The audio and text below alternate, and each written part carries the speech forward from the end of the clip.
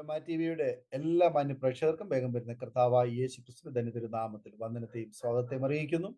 അനുഗ്രഹീതവും മനോഹരമായ നല്ല നിമിഷങ്ങൾക്കായി നല്ല ദിവസത്തിനായി കർത്താവിന് സ്തോത്രം ചെയ്യുന്നു. ഇന്ന് നമ്മൾ ക്ഷണം സ്വീകരിച്ച് ജോയിൻ ചെയ്തിരിക്കുന്നത് കർത്താവിന്റെ വിലപ്പെട്ട ദാസി സിസ്റ്റർ മോളി ഏലിയാസ് തന്റെ ജീവിതാനുഭവങ്ങൾ പ്രേക്ഷകരോടൊപ്പം പങ്കുവയ്ക്കുന്നു. നമുക്ക് അവർക്ക് ശ്രദ്ധയോടെ സ്കിപ്പ് ചെയ്ത് അവസാനം വരെ കാണുകയും കേൾക്കുകയും ചെയ്യാം. നിങ്ങളുടെ വിലയേറിയ അഭിപ്രായങ്ങളും നിർദ്ദേശങ്ങളും കമന്റ് ബോക്സിൽ രേഖപ്പെടുത്താൻ മറക്കരുത്. നിങ്ങൾക്കൊരു പ്രാർത്ഥനാ വിഷയമുണ്ട്, ഞങ്ങളുമായി പങ്കുവയ്ക്കാൻ നിങ്ങൾ ആഗ്രഹിക്കുന്നുവെങ്കിൽ സ്ക്രീനിൽ കാണുന്ന വാട്സപ്പ് നമ്പറിൽ ഞങ്ങളെ അറിയിക്കൂ. ഞങ്ങൾ നിങ്ങൾക്ക് വേണ്ടി പ്രാർത്ഥിക്കാം. സാക്ഷ്യം പറഞ്ഞ പ്രിയപ്പെട്ടവരോടൊപ്പം എല്ലാ തിങ്കളാഴ്ചയും രാത്രി 8 മണി മുതൽ ഓൺലൈനിലൂടെ നടക്കുന്ന പ്രാർത്ഥനാ കൂട്ടായ്മയിൽ നിങ്ങൾക്ക് സംബന്ധിക്കാവുന്നതാണ്. നാം എല്ലാവരും ശ്രദ്ധയോടെ പ്രാർത്ഥനയോടെയായിരിക്കുമ്പോൾ കർത്താവിന്റെ വിലപ്പെട്ട ദാസി പ്രിയ മോളി ഏലിയാസിനെ തികഞ്ഞ സ്നേഹത്തോടും ആദരവോടും കൂടി അരോമ ടി വി പ്രേക്ഷകർക്ക് സമയം ചെലവഴിക്കുന്നതിനായിട്ട് ക്ഷണിച്ചുകൊള്ളും. ദൈവത്തിന്റെ അതിപരിശുദ്ധമായ നാമം മഹത്വപ്പെടുമാറാകട്ടെ. ദൈവം അങ്ങനെ എനിക്ക് ഇത് കൂടി ഒരു സാക്ഷ്യം പറയാൻ എൻ്റെ ദൈവം ഒരുക്കി തന്ന ദൈവത്തിന്റെ മഹാകൃപയ്ക്കായി എൻ്റെ ദൈവത്തിന് നന്ദി പറയുന്നു. അതോടൊപ്പം ഈ അരോമ ടി വിയുടെ അഡ്മിൻ ആയിരിക്കുന്ന ദൈവദാസൻ ദാനിയൽ പാസ്റ്റർ കുടുംബത്തിനും എൻ്റെ ഹൃദയംഗമായി നന്ദി അറിയിക്കുക. എൻ്റെ പേര് മോളി ഏലിയാസ്. ഞാൻ ജോയിൻ ചെയ്തിരിക്കുന്നത് എറണാകുളം ജില്ലയിലെ തിരുവാണിയൂർ എന്ന് പറയുന്ന ഒരു ഗ്രാമപ്രദേശത്താണ് ഞാൻ ഇതിൽ ജോയിൻ ചെയ്തിരിക്കുന്നത്. ഞങ്ങളിവിടെ കുടുംബമായിട്ട് ഞാനും എൻ്റെ ഭർത്താവും എൻ്റെ മകനും അവൻ്റെ വൈഫും കുഞ്ഞും ഞങ്ങളിവിടെ കുടുംബമായിട്ട് ഒരു സ്ഥലം വാങ്ങിച്ച് താമസിക്കുന്നതാണ്. എൻ്റെ സ്വന്തം ദേശം എന്ന് പറയുന്നത് തൃശ്ശൂർ ജില്ലയാണ്. തൃശ്ശൂർ ജില്ലയിൽ പാണഞ്ചേരി പഞ്ചായത്ത് എന്ന് പറയുന്ന ആ പഞ്ചായത്തിലെ ഒരു ഗ്രാമപ്രദേശത്താണ് ഞാൻ ജനിച്ചു വളർന്നത്. എനിക്ക് എൻ്റെ വീട്ടില് എൻ്റെ മാതാപിതാക്കള്, എൻ്റെ ബാല്യകാലം പറയുകയാണെങ്കിൽ എനിക്ക് 3 സഹോദരങ്ങൾ. മൂത്തവര് 3 പേരും, ഞാനാണ് ഏറ്റവും ഇളയത്. എൻ്റെ വീട്ടില് സാമ്പത്തികമായിട്ട് ഒത്തിരി ഉള്ള വീടൊന്നുമല്ല. വളരെ ബുദ്ധിമുട്ടി കഷ്ടപ്പെട്ട് ജീവിക്കുന്ന ഒരു കുടുംബമാണ് എൻ്റെ വീട്. ബാല്യകാലം പറയുകയാണെങ്കിൽ ഒത്തിരി പ്രയാസത്തിൽ കൂടിയൊക്കെ ഞാൻ കടന്നു പോയിട്ടുണ്ട് എന്ന് പറയുകയാണെങ്കിൽ എൻ്റെ അമ്മ എന്നെ കുറിച്ച് പറഞ്ഞ് ഞാൻ കേട്ടിട്ടുണ്ട്. അമ്മ എന്നെ പ്രഗ്നന്റ് ആയിരിക്കുമ്പോൾ അമ്മയ്ക്ക് വലിയൊരു രോഗം വന്നു, മഞ്ഞപ്പിത്തം വന്നു. എന്നിട്ട് അമ്മ 10 മാസം വരെയും മഞ്ഞപ്പിത്തം കൊണ്ട് നടന്നു. അമ്മ പറയുന്നത് അമ്മ ഉടുത്ത തുണി, ആ വെള്ള ചട്ടയും മുണ്ടും വരെ മഞ്ഞ കളറായ അവസ്ഥ, അത്രയും സീരിയസ് ആയി. അപ്പൊ അന്ന് ഹോസ്പിറ്റൽ ഒത്തിരി അകലെയാണ്. തൃശ്ശൂർ ടൗണിൽ ഒരു ഗവൺമെന്റ് ഹോസ്പിറ്റൽ മാത്രമേ ഉള്ളൂ. ബാക്കിയൊക്കെ അവിടെയൊന്നും ഞങ്ങളുടെ വീടിന്റെ ഭാഗത്തൊന്നും ഹോസ്പിറ്റലുകളൊന്നുമില്ല. അപ്പൊ വൈദ്യനെയാണ് കാണിച്ചുകൊണ്ടിരുന്നത്. അപ്പൊ മലയാളമാണ്, മഞ്ഞപ്പിത്തം വന്നു ചെയ്യും. വൈദ്യൻ ഒത്തിരി മരുന്ന് കൊടുത്തിട്ടും കുറഞ്ഞില്ല. അപ്പൊ വൈദ്യൻ പറഞ്ഞു, ഈ കുഞ്ഞ് മരിച്ചു പോകും, നിങ്ങൾക്ക് കിട്ടില്ല, സാധ്യതയില്ല, കിട്ടാൻ യാതൊരു സാധ്യതയില്ല, ചിലപ്പം അമ്മ അതോടൊപ്പം പ്രസവത്തോടെ മരിക്കാൻ അത്രയും സീരിയസ് സ്റ്റേജാന്ന് പറഞ്ഞു. എന്നാല് 10 മാസമായി എൻ്റെ അമ്മ എന്നെ പ്രസവിച്ചപ്പോ എനിക്ക് യാതൊരു കേടുമില്ലാതെ എൻ്റെ ശരീരത്തിൽ ഈ മഞ്ഞപ്പിത്തന്റെ യാതൊരു അംശവും ഇല്ലാതെ എൻ്റെ കർത്താവ് എന്നെ പുറത്തു കൊണ്ടുവന്നു.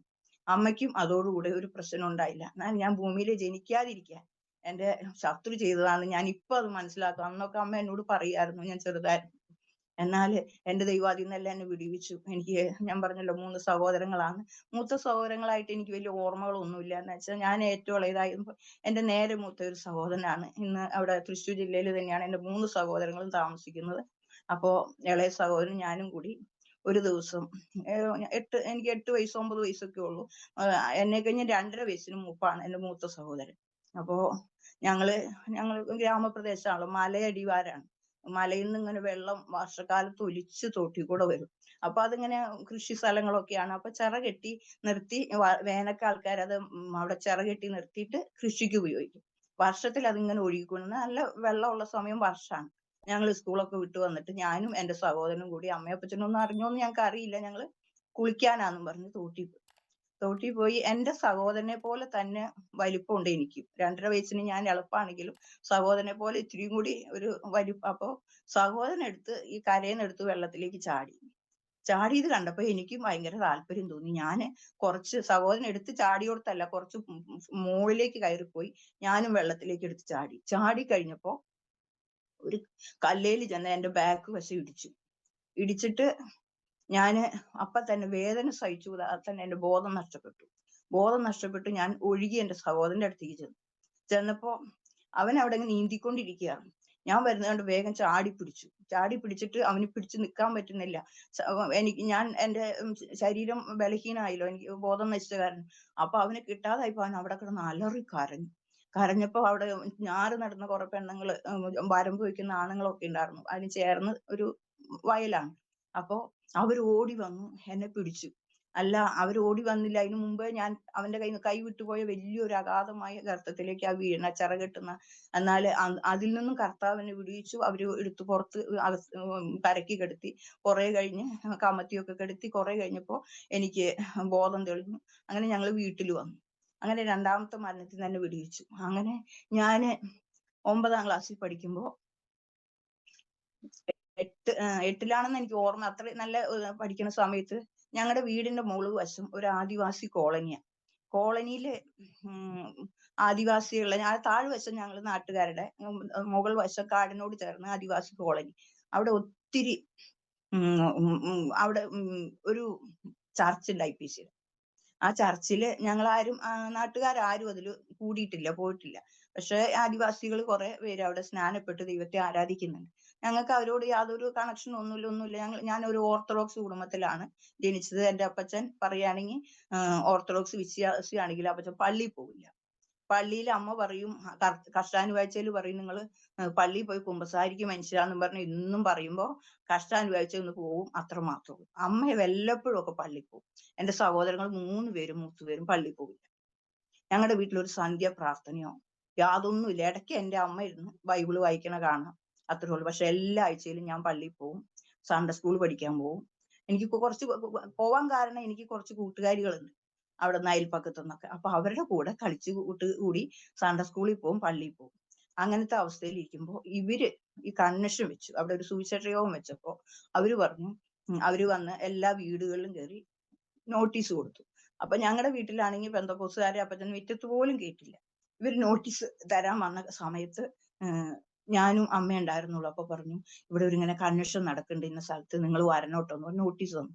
അപ്പൊ അന്ന് രാത്രിയാണ്. അപ്പൊ ഞാനും അമ്മയും കൂടെ കൺവെൻഷന് പോയി അവിടെ ചെന്ന് ഇരുന്നു. അന്ന് ഞാൻ യേശുവിനെ കുറിച്ച് കേട്ടിട്ടില്ല, ഓർത്തഡോക്സ് ആന്ന് പറഞ്ഞിട്ട് കാര്യമില്ല, പള്ളിയിൽ പോകുമ്പോ ഈ കുർബാനയും മാത്രമേ കേട്ടിട്ടുള്ളൂ. അവസാനം ഒരു ഏവങ്കേലിയം വായിക്കണ കേട്ടു. അതെന്താന്ന് പോലും അറിയില്ല. അച്ഛൻ വായിച്ചേച്ച് അച്ഛൻ കേൾപ്പോ, ഞങ്ങൾ ആരും കേൾക്കാറില്ല, ശ്രദ്ധിക്കാറില്ല, അറിയൂല. അങ്ങനത്തെ അവസ്ഥയിൽ ജീവിച്ച അവസ്ഥയിൽ യേശുവിനെ കുറിച്ച് സുവിശേഷം കേട്ടു. സുവിശേഷം കേട്ട് കഴിഞ്ഞ് അവസാനം യേശുക്രിസ്തു ക്രൂശിൽ മരിച്ചത് എന്റെ പാപത്തിന് വേണ്ടിയാന്നൊക്കെ പറഞ്ഞപ്പോ എന്റെ ഹൃദയത്തില് യേശുവിന് വേണ്ടി ജീവിക്കണം എന്നുള്ള ഒരു ആഗ്രഹം. അപ്പൊ അവിടെ പാസ്റ്റർ അതെല്ലാം കഴിഞ്ഞപ്പോ പറഞ്ഞു, യേശു കർത്താവിന് വേണ്ടി ജീവിക്കാൻ ആഗ്രഹമുള്ളവര് എഴുന്നേറ്റ് നിൽക്കാൻ പറഞ്ഞു. ഞാനപ്പോ എഴുന്നേറ്റ് നിന്നു. കഴിഞ്ഞപ്പോ ഈ കുഞ്ഞിന് വേണ്ടി പ്രാർത്ഥിക്കാന്ന് പറഞ്ഞു. അവരെല്ലാരും കൂടി എനിക്ക് വേണ്ടി പ്രാർത്ഥിച്ചു. ഞാൻ അത് കഴിഞ്ഞ് തിരിച്ച് വീട്ടിൽ വന്ന് എനിക്ക് പ്രത്യേകിച്ചൊന്നും ഒരു ഇതും തോന്നിയില്ല. അന്ന് രാത്രി ഞാൻ ഉറക്കത്തിൽ നല്ല ഉറക്കം, ഭയങ്കര ശബ്ദം കേട്ടിട്ട് പെട്ടെന്ന് ആ സ്വപ്നത്തിൽ തന്നെ ഞാൻ നോക്കിയപ്പോ ഭയങ്കര ശബ്ദം നോക്കി. ഞാൻ ആകാശത്തേക്ക് നോക്കിയപ്പോ കർത്താവ് ഞാൻ കൃത്യമായിട്ട് കണ്ടു. യേശു കർത്താവ് മധ്യ ആകാശത്തില്. യേശുവിന്റെ മുടിയൊക്കെ കണ്ട വെളുത്തിട്ട് ഇങ്ങനെ, വെളുത്ത മുടി ഇങ്ങനെ കിടക്കുകയാണ്, താഴോട്ട് ഇങ്ങനെ കിടക്കുക. അതുപോലെ നല്ല വെണ്മയായ വസ്ത്രം ധരിച്ച് യേശുവിനെ മുഖത്തേക്ക് പോലും നോക്കാൻ പറ്റാത്ത രീതിയിൽ. അതോടൊപ്പം ചുറ്റും 2 വശത്തായിട്ട് ദൂതന്മാര് വളഞ്ഞിരിക്കുന്ന കാഹളം പോലത്തെ ഒരു സാധനം. ആ കാഹളം എന്ന് എനിക്കറിയില്ല, ഇപ്പോഴാണ് അറിഞ്ഞത്. വളഞ്ഞിരിക്കുന്ന ഒരു പീപ്പി പോലത്തെ സാധനം ഇങ്ങനെ പിടിച്ച് ഊതുകയാണ്. ഞാൻ ഇത് കാണുക. പക്ഷെ എനിക്ക് എന്താണെന്ന് യാതൊരു പിടുത്തവും കിട്ടിയില്ല. ഞാൻ കേട്ടിട്ടില്ല, വായിച്ചിട്ടില്ല, ഇതുവരെ അറിഞ്ഞിട്ടില്ല. എനിക്ക് എന്താ ഈ സ്വപ്നം എന്ന് എനിക്ക് ഒരു മനസ്സുമായില്ല, എനിക്ക് മനസ്സിലായില്ല. ഞാൻ എന്നിട്ട് രാത്രി അത് കഴിഞ്ഞ് അതങ്ങ് കുറച്ചു നേരം നിന്നിട്ട് അതങ്ങ് മാറിപ്പോയിട്ട് ആകാശത്തില് നീലാകാശം, അതില് ഇങ്ങനെ വെള്ള മഷിയും കൊണ്ട് വചനം എഴുതുക, ചുറ്റും വചനം എഴുതിയേക്കുക. അപ്പൊ ഞാൻ നിന്ന് തിരിഞ്ഞ് നിന്ന് ആ വചനം മുഴുവൻ വായിച്ചു കഴിഞ്ഞപ്പോ പിന്നെ സ്വപ്നം അങ്ങ് മാറി. എനിക്കൊന്നും മനസ്സിലായില്ല, എനിക്കൊന്നും അറിയില്ല, എന്താണ് ഇതെന്നൊന്നും എനിക്ക് മനസ്സിലായില്ല. ഞാൻ നേരം വെളുത്ത് വന്നപ്പോ ഈ വചനമൊക്കെ എന്റെ മനസ്സിൽ നിന്ന് മറന്നുപോയി, എനിക്കൊന്നും ഓർമ്മയില്ല. പക്ഷെ ഈ ദർശനം എന്റെ മനസ്സിൽ ഇങ്ങനെ കിടക്കുകയാണ്.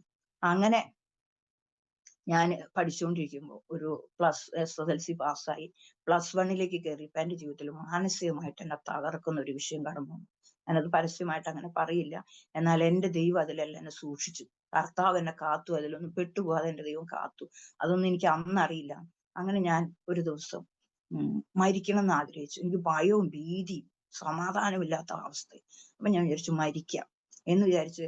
എന്റെ അപ്പച്ചൻ അന്ന് ഒരു ഓടുവര, അപ്പൊ ഈ മരത്തിന്റെ ഉത്തരമൊക്കെ വെച്ചിട്ടുള്ള ഓടുവര, ഓടുപുരയുടെ മുകളില് നെല്ലിനടിക്കാൻ വെച്ചോണ്ട് മരുന്നും കുപ്പി ഉണ്ടായിരുന്നു. ആ മരുന്നും കുപ്പി ഞാൻ എടുത്തു കൈകൊണ്ട് ഇത് കുടിച്ചങ്ങ് മരിക്കാന്ന് വിചാരിച്ചു. പക്ഷെ ദൈവം അതിന് എന്നെ അനുവദിച്ചില്ല. അന്ന് ഞാൻ മരിക്കാൻ ഇടയായില്ല, കുടിക്കാനും ഇടയായില്ല. പിന്നെ അത് കഴിഞ്ഞ് ഞാൻ +2 കഴിഞ്ഞു കഴിഞ്ഞപ്പോ +2 തോറ്റു. കഴിഞ്ഞു കഴിഞ്ഞപ്പോ അതല്ല +2ന് പഠിക്കും ഞാൻ +1ന് പഠിക്കുമ്പോ എന്റെ കൂടെ സാലി എന്ന് പറഞ്ഞ ഒരു കുട്ടി, ബ്രദർ കൂട്ടായ്മയിൽ കൂടുന്ന ഒരു കുട്ടി എന്റെ കൂടെ പഠിക്കുന്നുണ്ടാവും. അപ്പൊ അവള് പറഞ്ഞു, മോളി ഞങ്ങളുടെ ചർച്ചിൽ ഇങ്ങനെ ബൈബിൾ ക്ലാസ് നടക്കുന്നുണ്ട്, നമുക്ക് പോകാന്ന് പറഞ്ഞു. അങ്ങനെ ഞങ്ങള് കോളേജിൽ പോണ വഴിയിലാണ് ഈ സംഭവം. അപ്പൊ ഞങ്ങൾ ബസ് കയറി അങ്ങ് പോകും. ഇങ്ങനെ സ്ഥലത്ത് ഒരു മുല്ലക്കര എന്ന് പറഞ്ഞ സ്ഥലത്ത് ഇങ്ങനെ ഒരു ചർച്ച് ഉണ്ട്. അവിടെ എത്തിയപ്പോ ഞങ്ങൾ ഇറങ്ങി. ഞാൻ കോളേജിൽ പോകാന്ന് പറഞ്ഞിട്ടാണ് പോണത്. അവിടെ ഇറങ്ങിയപ്പോ അവളുടെ കൂടെ ഞാനും പോയി ബൈബിൾ ക്ലാസ്സിന്. ആഴ്ച പോയി, പിറ്റേ ആഴ്ചയും പോയി. രണ്ടാമത്തെ ആഴ്ചയായപ്പോ ഞാൻ അവിടെ ഇറങ്ങുന്നത് ബസ്സിലിരുന്ന് ഞങ്ങളുടെ അയലക്കത്ത് ആരോ കണ്ടു. എന്റെ അപ്പച്ചനോട് വന്ന് പറഞ്ഞു. അപ്പൊ അപ്പച്ചൻ വൈകുന്നേരം ചെന്ന് ചോദിച്ചു, നീ എവിടെ പോയതാന്ന് ചോദിച്ചു. അപ്പൊ ഞാൻ ബൈബിൾ ക്ലാസ്സിന് പോയതാണ്. അപ്പൊ എന്നെ ഭയങ്കര വഴക്ക് പറഞ്ഞു, പോയേക്കരുതെന്ന് പറഞ്ഞു. അങ്ങനെ പറഞ്ഞപ്പോ പിന്നെ എനിക്ക് പോകാൻ പറ്റില്ല. പിന്നെ അത് നിർത്തി കഴിഞ്ഞ് ഞാനിങ്ങനെ ഇത് കഴിഞ്ഞ് തോറ്റു കഴിഞ്ഞപ്പോ എന്റെ കൂടെ പഠിച്ച കുറച്ച് പിള്ളേര് പറഞ്ഞു, ചങ്ങനാശ്ശേരിയിൽ ഇങ്ങനെ ഒരു ഡോക്ടർ പ്രൈവറ്റ് ആയിട്ട് നേഴ്സിംഗ് പഠിപ്പിക്കുന്നുണ്ട്, അതുകൊണ്ട് അവരൊക്കെ പോവാൻ നിൽക്കുക. അപ്പൊ ഞാൻ അമ്മോട് വന്ന് പറഞ്ഞു, അമ്മ എനിക്ക് പോകണമെന്ന് പറഞ്ഞു. അപ്പൊ അമ്മ പറഞ്ഞു, എന്റെ മോളെ നിന്നെ വിടാനുള്ള സാമ്പത്തികം ഒന്നും ഇവിടെ ഇല്ല, അതെന്റെ മോള് പോണ്ടാന്ന് പറഞ്ഞു. അപ്പൊ ഞാൻ പറഞ്ഞു, എന്നെ വിട്ടില്ലെങ്കിൽ ഞാൻ മരിക്കും എന്ന് പറഞ്ഞു. അത്രയും മാനസിക സമ്മർദ്ദത്തിലാണ് ഞാൻ അവിടെ എന്റെ ആ ചുറ്റുപാടില്. അങ്ങനെ ഞാൻ മരിക്കും എന്ന് പറഞ്ഞപ്പോ അമ്മ പിന്നെ എങ്ങനെയൊക്കെയോ എന്നെ പറഞ്ഞു വിട്ടു. അങ്ങനെ പോയി 6 മാസം നേഴ്സിംഗ് പഠിച്ചു. തിരിച്ചു വന്നു. ഞങ്ങള് തൃശ്ശൂര് തന്നെ ഒരു അനാഥശാലയുടെ ഒരു ഹോസ്പിറ്റല്, അവിടെ ഞാന് പ്രാക്ടീസിന് കയറി. അവിടെ 2 വർഷക്കാലം ഒരു പീഡിയാട്രിഷ്യനാണ് ഇവിടെ സ്ഥിരമായിട്ടുള്ളത്. പിന്നെ എന്തെങ്കിലും ആവശ്യമൊക്കെ ഉണ്ടെങ്കിൽ വേറെ ഡോക്ടേഴ്സിന് വരുത്തും. അങ്ങനെയോ ഉള്ളൊരു ചെറിയ ക്ലിനിക്കാണ്. അപ്പോ ഞാൻ അവിടെ ഒരു 10-15 ബെഡൊക്കെ ഉള്ളൂ. ആളുള്ളൂ. ഞങ്ങളൊരു 3-4 സ്റ്റാഫേ ഉള്ളൂ. അപ്പൊ അവിടെ 2 വർഷക്കാലം ഞാൻ എക്സ്പീരിയൻസിന് നിന്നു. അത് കഴിഞ്ഞ് ഞാൻ അവിടെ നിൽക്കും. പിന്നെ കുന്നംകുളത്ത് ഇട്ടിമാനി മെമ്മോറിയൽ ഹോസ്പിറ്റൽ എന്ന് പറഞ്ഞിട്ടൊരു ഹോസ്പിറ്റൽ ഉണ്ട്. അവിടെ എനിക്ക് ജോലി കിട്ടി. എന്റെ കൂടെയുള്ള പഠിച്ച കുട്ടികളും ഉണ്ട്. ഞങ്ങൾ ഒന്നിച്ച് അവിടെ ജോലി ചെയ്തുകൊണ്ടിരിക്കുമ്പോൾ അവിടെ അന്നാണ് ആദ്യമായിട്ട് പോട്ടയിൽ ധ്യാനകേന്ദ്രം തുടങ്ങി. അവര് പറഞ്ഞു, നമുക്ക് പോകാന്ന് പറഞ്ഞു. ഞാൻ പോയി. അപ്പൊ എനിക്കിത് കേൾക്കുമ്പോൾ ഭയങ്കര സന്തോഷം, ഇതിനൊക്കെ പോകാൻ. അങ്ങനെ പോയി അവിടെ ചെന്ന് ഞങ്ങൾ ആ ചർച്ചിൽ കയറിയപ്പോ ചർച്ചിലിരുന്ന വിഗ്രഹങ്ങളൊക്കെ എടുത്ത് ആ വരാന്തയിൽ കൂടെ വെച്ചിരിക്കുകയാണ് പുറത്ത്. ചർച്ചില് നായിക്കമ്പറമ്പൽ അച്ഛനും പാനക്കൽ അച്ഛനുമാണ് അന്ന് ശുശ്രൂഷ. അങ്ങനെ ഞങ്ങൾ ആ വചനം കേട്ടപ്പോ എനിക്ക് ഭയങ്കര ആനന്ദം. യേശുവേ നന്ദി, യേശുവേ സ്തുതി മാത്രമേ ഉള്ളൂ അവിടെ. അപ്പൊ എനിക്ക് ഭയങ്കര സന്തോഷമായി. ഇത് കഴിഞ്ഞ് തിരിഞ്ഞു വന്നപ്പോ എന്തോ സ്വർഗം കിട്ടിയ പോലത്തെ ആനന്ദത്തില് ഞാൻ തിരിച്ചു വന്ന് അത് കഴിഞ്ഞപ്പോ ഞാൻ അവിടെ നിൽക്കുമ്പോ എനിക്കൊരു വിവാഹാലോചന വന്നു. ഗൾഫിലാണെന്നൊക്കെ പറഞ്ഞ് വിവാഹാലോചന വന്നു. വീട്ടിൽ വന്ന് 1 മാസം കൊണ്ട് വിവാഹവും കഴിഞ്ഞു. ഇനി ഞാൻ 3 മാസം ഗർഭിണിയായി. എന്റെ ഭർത്താവ് എന്നെ അവിടെ അവരുടെ വീട്ടിലാക്കിയിട്ട് വിദേശത്ത് പോയി. എന്നാൽ ആ വീടിന്റെ അവസ്ഥ എന്ന് പറഞ്ഞാൽ 10 മക്കളാണ്. അതില് എന്റെ ഭർത്താവ് 5ാമത്തവനാണ്, ആണുങ്ങളിൽ 3ാമത്തവൻ.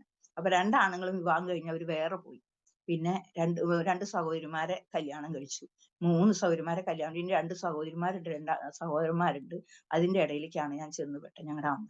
ആ ഇടയിൽ അതിന്റെ അവസ്ഥ എനിക്ക് ഭയങ്കര മാനസികമായി എന്നെ തകർക്കുന്ന വിഷയം. പിന്നെ അവിടെ വന്നത് എനിക്ക് ഒരു വിധത്തിലും മുന്നോട്ട് പോകാൻ പറ്റാത്ത മാനസിക പ്രയാസത്തിൽ ഞാൻ ആയിപ്പോ ഞാൻ എന്ത് ചെയ്തു, എന്റെ മോളെ ഗർഭിണിയാ.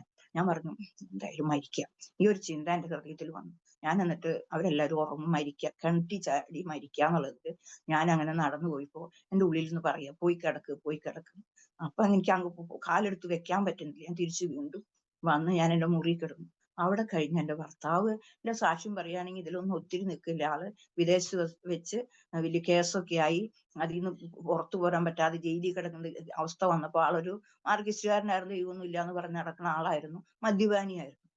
അങ്ങനെ ആയിരിക്കും. ഞങ്ങൾക്ക് വിവാഹം കഴിയുമ്പോൾ മദ്യപാനാന്ന് അറിഞ്ഞിട്ടൊന്നല്ല കഴിഞ്ഞ. അവിടെ ചെന്നപ്പോ ഞാൻ അതിന്റെ മാനസിക പ്രയാസം വേറെ, അതിന്റെ കൂടെ ഇവിടെ എല്ലാം കൂടി ഞാൻ മാനസികമായിട്ട് വല്ലാത്ത തകർന്ന അവസ്ഥയല്ലായിരുന്നു. അങ്ങനെ അവിടെ ചെന്ന് കഴിഞ്ഞ് ആള് വന്ന് പിന്നെ തിരിച്ചു വന്ന് വിവാഹമൊക്കെ കഴിഞ്ഞ ആള് വീണ്ടും തിരിച്ചു പോയി. അവിടെ വെച്ച് ആള് യേശുവിനോട് ആരും വചനം പറഞ്ഞിട്ടില്ല. ഒരു മർത്തോമക്കാരൻ പോയിപ്പോ ഒരു ചെറിയ പുതിയ നിയമം കൊടുത്തു.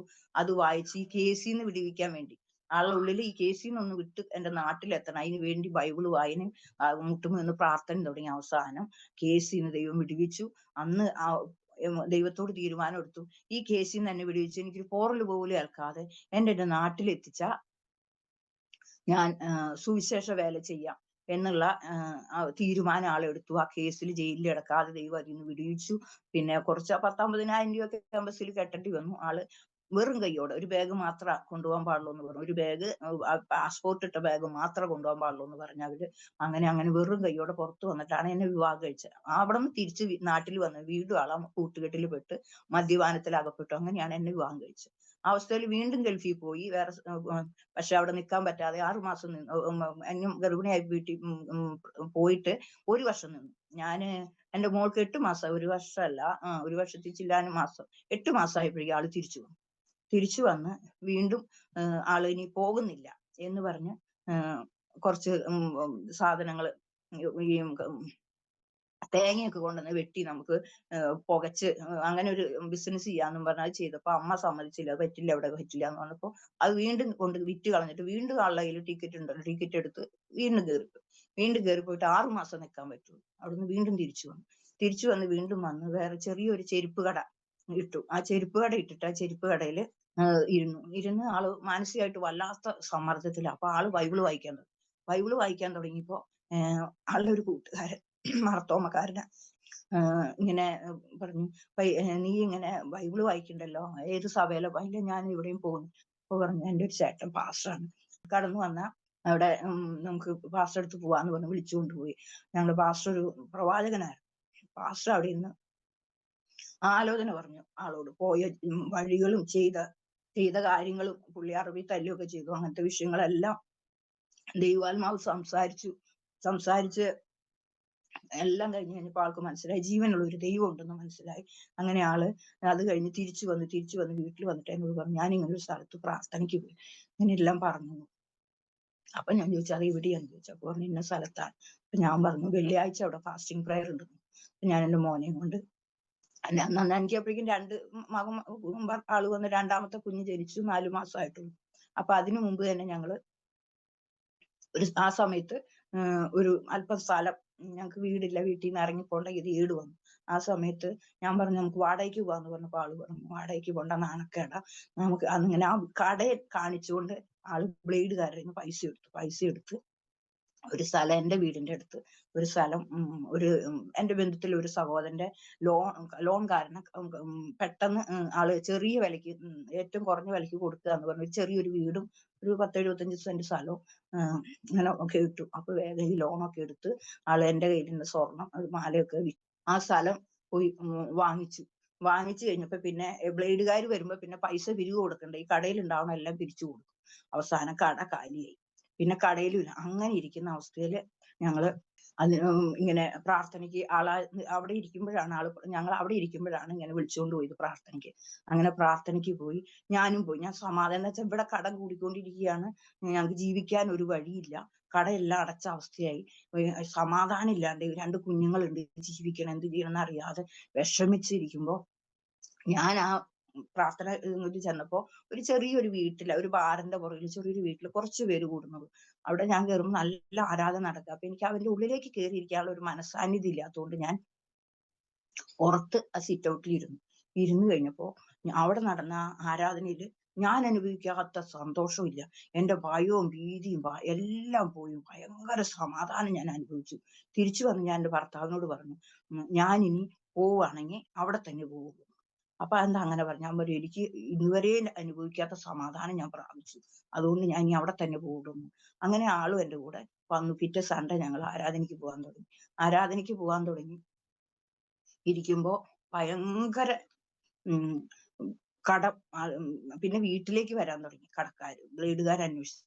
ഞങ്ങൾ വിചാരിച്ചു ഇതങ്ങ് കൊടുക്കാം എന്ന് വിചാരിച്ചു. ഞങ്ങൾ എല്ലാവരും ഇടക്കാരനോട് പറഞ്ഞു ഇതങ്ങ് കൊടുക്കാന്ന് പറഞ്ഞപ്പോ ഇടക്കാരൻ പറഞ്ഞു, ആൾക്കാരെ ഓരോരുത്തർ കൊണ്ടുവന്നിട്ട് ഒന്നിച്ച് അവസാനം ഒരു വ്യക്തികൾ വന്നിട്ട് പറഞ്ഞു, പിന്നെ ഞങ്ങൾ പറഞ്ഞു പൈസക്ക് എടുത്തോളാന്ന് പറഞ്ഞ ഒരു നാളെ കരാർ അഡ്വാൻസ് വരാന്ന് പറഞ്ഞ് ഞങ്ങൾ നോക്കിയിരുന്നപ്പോ അവര് വരുന്നില്ല. അന്ന് ഫോണൊന്നുമില്ലല്ലോ. അപ്പൊ ആളെ അന്വേഷിച്ച് ചെന്നപ്പോ പറഞ്ഞു, അവർക്ക് അത്രയും പൈസക്ക് സ്ഥലം വേണ്ട, കാരണം നിങ്ങളുടെ ബന്ധക്കാരാണ്, നിങ്ങൾ അങ്ങനെ പറഞ്ഞു, നിങ്ങളുടെ ബന്ധക്കാരാണ് തടഞ്ഞത്, നിങ്ങൾക്ക് ഭയങ്കര കടമാണ്, അതുകൊണ്ട് എത്ര പൈസ താത്തി ചോദിച്ചാലും നിങ്ങൾ വിൽക്കും, അതുകൊണ്ട് നിങ്ങൾ അത് എന്ന് പറഞ്ഞു അവരങ്ങനെ അത് തള്ളിയിരിക്കുകയാണ്, അത് വിട്ടിരിക്കുകയാണ്. അപ്പൊ ഞങ്ങൾക്ക് ഭയങ്കര പ്രയാസമായി. ഇനി എന്ത് ചെയ്യും എന്ന് വെച്ചാൽ 10-ാം തീയതിക്കുള്ളില് 10 മണിക്കുള്ളിൽ 2 ദിവസം കഴിയുമ്പോൾ 10 മണിക്കുള്ളിൽ ആള് ഈ പ്രൊനോട്ടൊക്കെ കൊടുത്തിട്ടാണ് ഒരു ബ്ലേഡുകാരന്റെ കയ്യിന്ന് കാശെടുത്തത്. ബാങ്കില് ചെക്ക് കൊടുത്തിട്ട്. അപ്പോ 2 ദിവസം കഴിഞ്ഞാൽ ഈ ചെക്ക് അവര് ബാങ്കിൽ കൊണ്ട് കൊടുക്കും. അതിന്റെ ഡേറ്റ് ആയി. അപ്പോ അത് കൊടുത്തു കഴിഞ്ഞാൽ ഞങ്ങള് കേസാവും. അങ്ങനത്തെ പ്രയാസത്തിൽ ഞങ്ങൾ വളരെ ഭാരപ്പെട്ട് ഞാൻ ഒത്തിരി കരഞ്ഞു ദൈവത്തോട് പ്രാർത്ഥിച്ചു. അങ്ങനെ പ്രാർത്ഥിച്ച് രാത്രി എന്തൊക്കെയാണെങ്കിലും സമാധാനക്കുറവാണ്. രാത്രി ദൈവം ഉറക്കം തരുന്നുണ്ട്. അത് ദൈവത്തിന്റെ ഒരു വലിയ ആശ്വാസം, കൃപയായിരുന്നു. ഞാൻ നല്ല സുഖമായി ഉറങ്ങുമ്പോൾ ഭയങ്കര ഇടി വെട്ടുന്ന പോലത്തെ ഒരു ശബ്ദം കേട്ടു. അപ്പൊ ഞാൻ ഇടിയാന്ന് വിചാരിച്ചു പെട്ടെന്ന്. ഇതെന്താ ഇടി വെട്ടണേന്ന് ചോദിച്ചു. ഈ നേരത്ത് ഇടിയാന്ന് വിചാരിച്ച് ഞാൻ പെട്ടെന്ന് കണ്ണു തുറന്നു. കണ്ണു തുറന്നപ്പോ ഞാൻ ശബ്ദം കേൾക്കുകയാണ്. ഞാൻ സകല ജഡത്തിന്റെയും ദൈവമായ യഹോവയാകുന്നു. എനിക്ക് കഴിയാത്ത വല്ല കാര്യമുണ്ടോ എന്ന് ചോദിച്ചു. അപ്പൊ ഞാനങ്ങ് ആ ശബ്ദം കേൾക്കും ഇടിയുടെ ഞാനിങ്ങനെ വിറച്ചു. വല്ലാണ്ട് എന്റെ ശരീരം എനിക്ക് ഒരു വിധത്തിലും നിയന്ത്രിക്കാൻ പറ്റാത്തോളം വിറച്ചു. വിറച്ചപ്പോ ഞാൻ ആളെ ഇങ്ങനെ തോന്നിട്ട് പറഞ്ഞു. ഞാനിങ്ങനെ കേട്ടു. എനിക്കറിയില്ല അപ്പോഴേക്ക് ആള് ചർച്ചിലേക്ക് ക്ലാസ്സിനൊക്കെ പോവാറുണ്ട്. അപ്പൊ എന്നോട് പറഞ്ഞു, എടീ അത് വചനത്തിലുള്ളതാണ്, നമ്മളെ ദൈവം ആശ്വസിപ്പിക്കുന്നതാ എന്ന് പറഞ്ഞ് കഴിഞ്ഞു. അങ്ങനെ കിടന്ന് പിറ്റേ ദിവസം ആള് ചർച്ചിൽ ചെന്നപ്പോ ഞാൻ ഈ 2 കുഞ്ഞുങ്ങളെ കൊണ്ട് പോവാൻ ഞങ്ങളുടെ കയ്യിൽ സാമ്പത്തികമില്ല, ബസ് കയറി പോകണം. ആളൊരു ചെറിയൊരു സൈക്കിൾ ഉണ്ട്, അതൊക്കെ ചവിട്ടിയൊക്കെ അങ്ങനെ പോകും. അപ്പൊ ബസ് കയറി പോകണം. അവിടെ ചെന്നപ്പോ പാസ്റ്റർ പറഞ്ഞു, സഹോദരാ വിഷമിക്കണം, നമുക്ക് പ്രാർത്ഥിക്കാം, കർത്താവിന് കഴിയാത്ത വല്ല കാര്യമുണ്ടോ സഹോദരാ? അങ്ങനെ പാസ്റ്റർ പ്രാർത്ഥിച്ചിട്ട് ഞങ്ങളോട് പറഞ്ഞു, ഇന്ന് 7 മണിക്ക് സഹോദരാ ഒരു വ്യക്തി 7:30ക്ക് ഒരു വ്യക്തി നിങ്ങളുടെ വീട്ടിൽ വരും. ആ വ്യക്തിക്ക് ഒരു ചെറിയ വീടുണ്ട്, അത് റോഡ് സൈഡിലാണ്. ആ വ്യക്തി വന്നിട്ട് ആ സ്ഥലത്ത് നിങ്ങളുടെ ആ വീടിന്റെ പൈസ കഴിച്ചിട്ട് ബാക്കിയുള്ള പൈസ നിങ്ങൾ പറഞ്ഞ പൈസക്ക് തന്നെ കച്ചവടം നടക്കും. ബാക്കി പൈസ നിങ്ങൾക്ക് തരും, നിങ്ങൾക്ക് കടവും വീട്ടാം, നിങ്ങൾക്ക് കിടക്കാൻ ഒരു ഇടവും ആകും. അങ്ങനെ പറഞ്ഞു വിട്ടു. ഞങ്ങളത് വിശ്വസിച്ചെന്ന് വെച്ചാൽ പാസ്റ്റർ പ്രവാചകനാണ്, കൃത്യാലോചന പറയുന്ന ആളാണ്. അങ്ങനെ ഞങ്ങള് ചെന്നു നോക്കിയിരുന്നപ്പോ കൃത്യം 7:30ക്ക് ഞങ്ങളുടെ ദേശത്ത് പോസ്റ്റ്മാനാണ് വന്നു. പോസ്റ്റ്മാൻ വന്നിട്ട് പറഞ്ഞു, നിങ്ങൾ സ്ഥലം കൊടുക്കുന്നുണ്ടോ എന്ന് പറഞ്ഞു. പോവാന്ന് പറഞ്ഞു. അന്ന് ഇങ്ങനെ പൈസയുടെ കാര്യങ്ങളൊക്കെ പറഞ്ഞു. എനിക്ക് സ്ഥലം പൈസ മുഴുവൻ തരാനില്ല, എന്റെ വീട് നിങ്ങൾ എടുക്കണം. അങ്ങനെ ഞങ്ങള് സമ്മതിച്ചു. അപ്പൊ ആള് പറഞ്ഞു, എനിക്ക് നാളെ രാവിലെ നമുക്ക് കരാർ എഴുതാന്ന് പറഞ്ഞു. അപ്പൊ പറഞ്ഞു, എനിക്ക് കരാർ എഴുതുന്നതിന് മുമ്പ് എനിക്ക് 10,000 രൂപ വേണമെന്ന് പറഞ്ഞു. അപ്പൊ പറഞ്ഞു, തരാം, എന്നിട്ട് നമുക്ക് കരാർ എഴുതാം, നിങ്ങൾക്ക് നേരം വെളുക്കുമ്പോ പോരേന്ന് പറഞ്ഞു. അങ്ങനെ ആ 10,000 രൂപ ആള് ചെന്നു. ഈ ബാങ്കിന്റെ സമയത്തിന് മുന്നേ തന്നെ ആ പൈസ കൊണ്ട് ആ വ്യക്തിക്ക് കൊടുക്കാനിടയായി. ആ കടത്തിൽ നിന്ന് ഞങ്ങൾക്ക് മോചനം കിട്ടി. അങ്ങനെ കരാർ എഴുതി ഞങ്ങൾ ആ വീട്ടിലേക്ക് മാറി.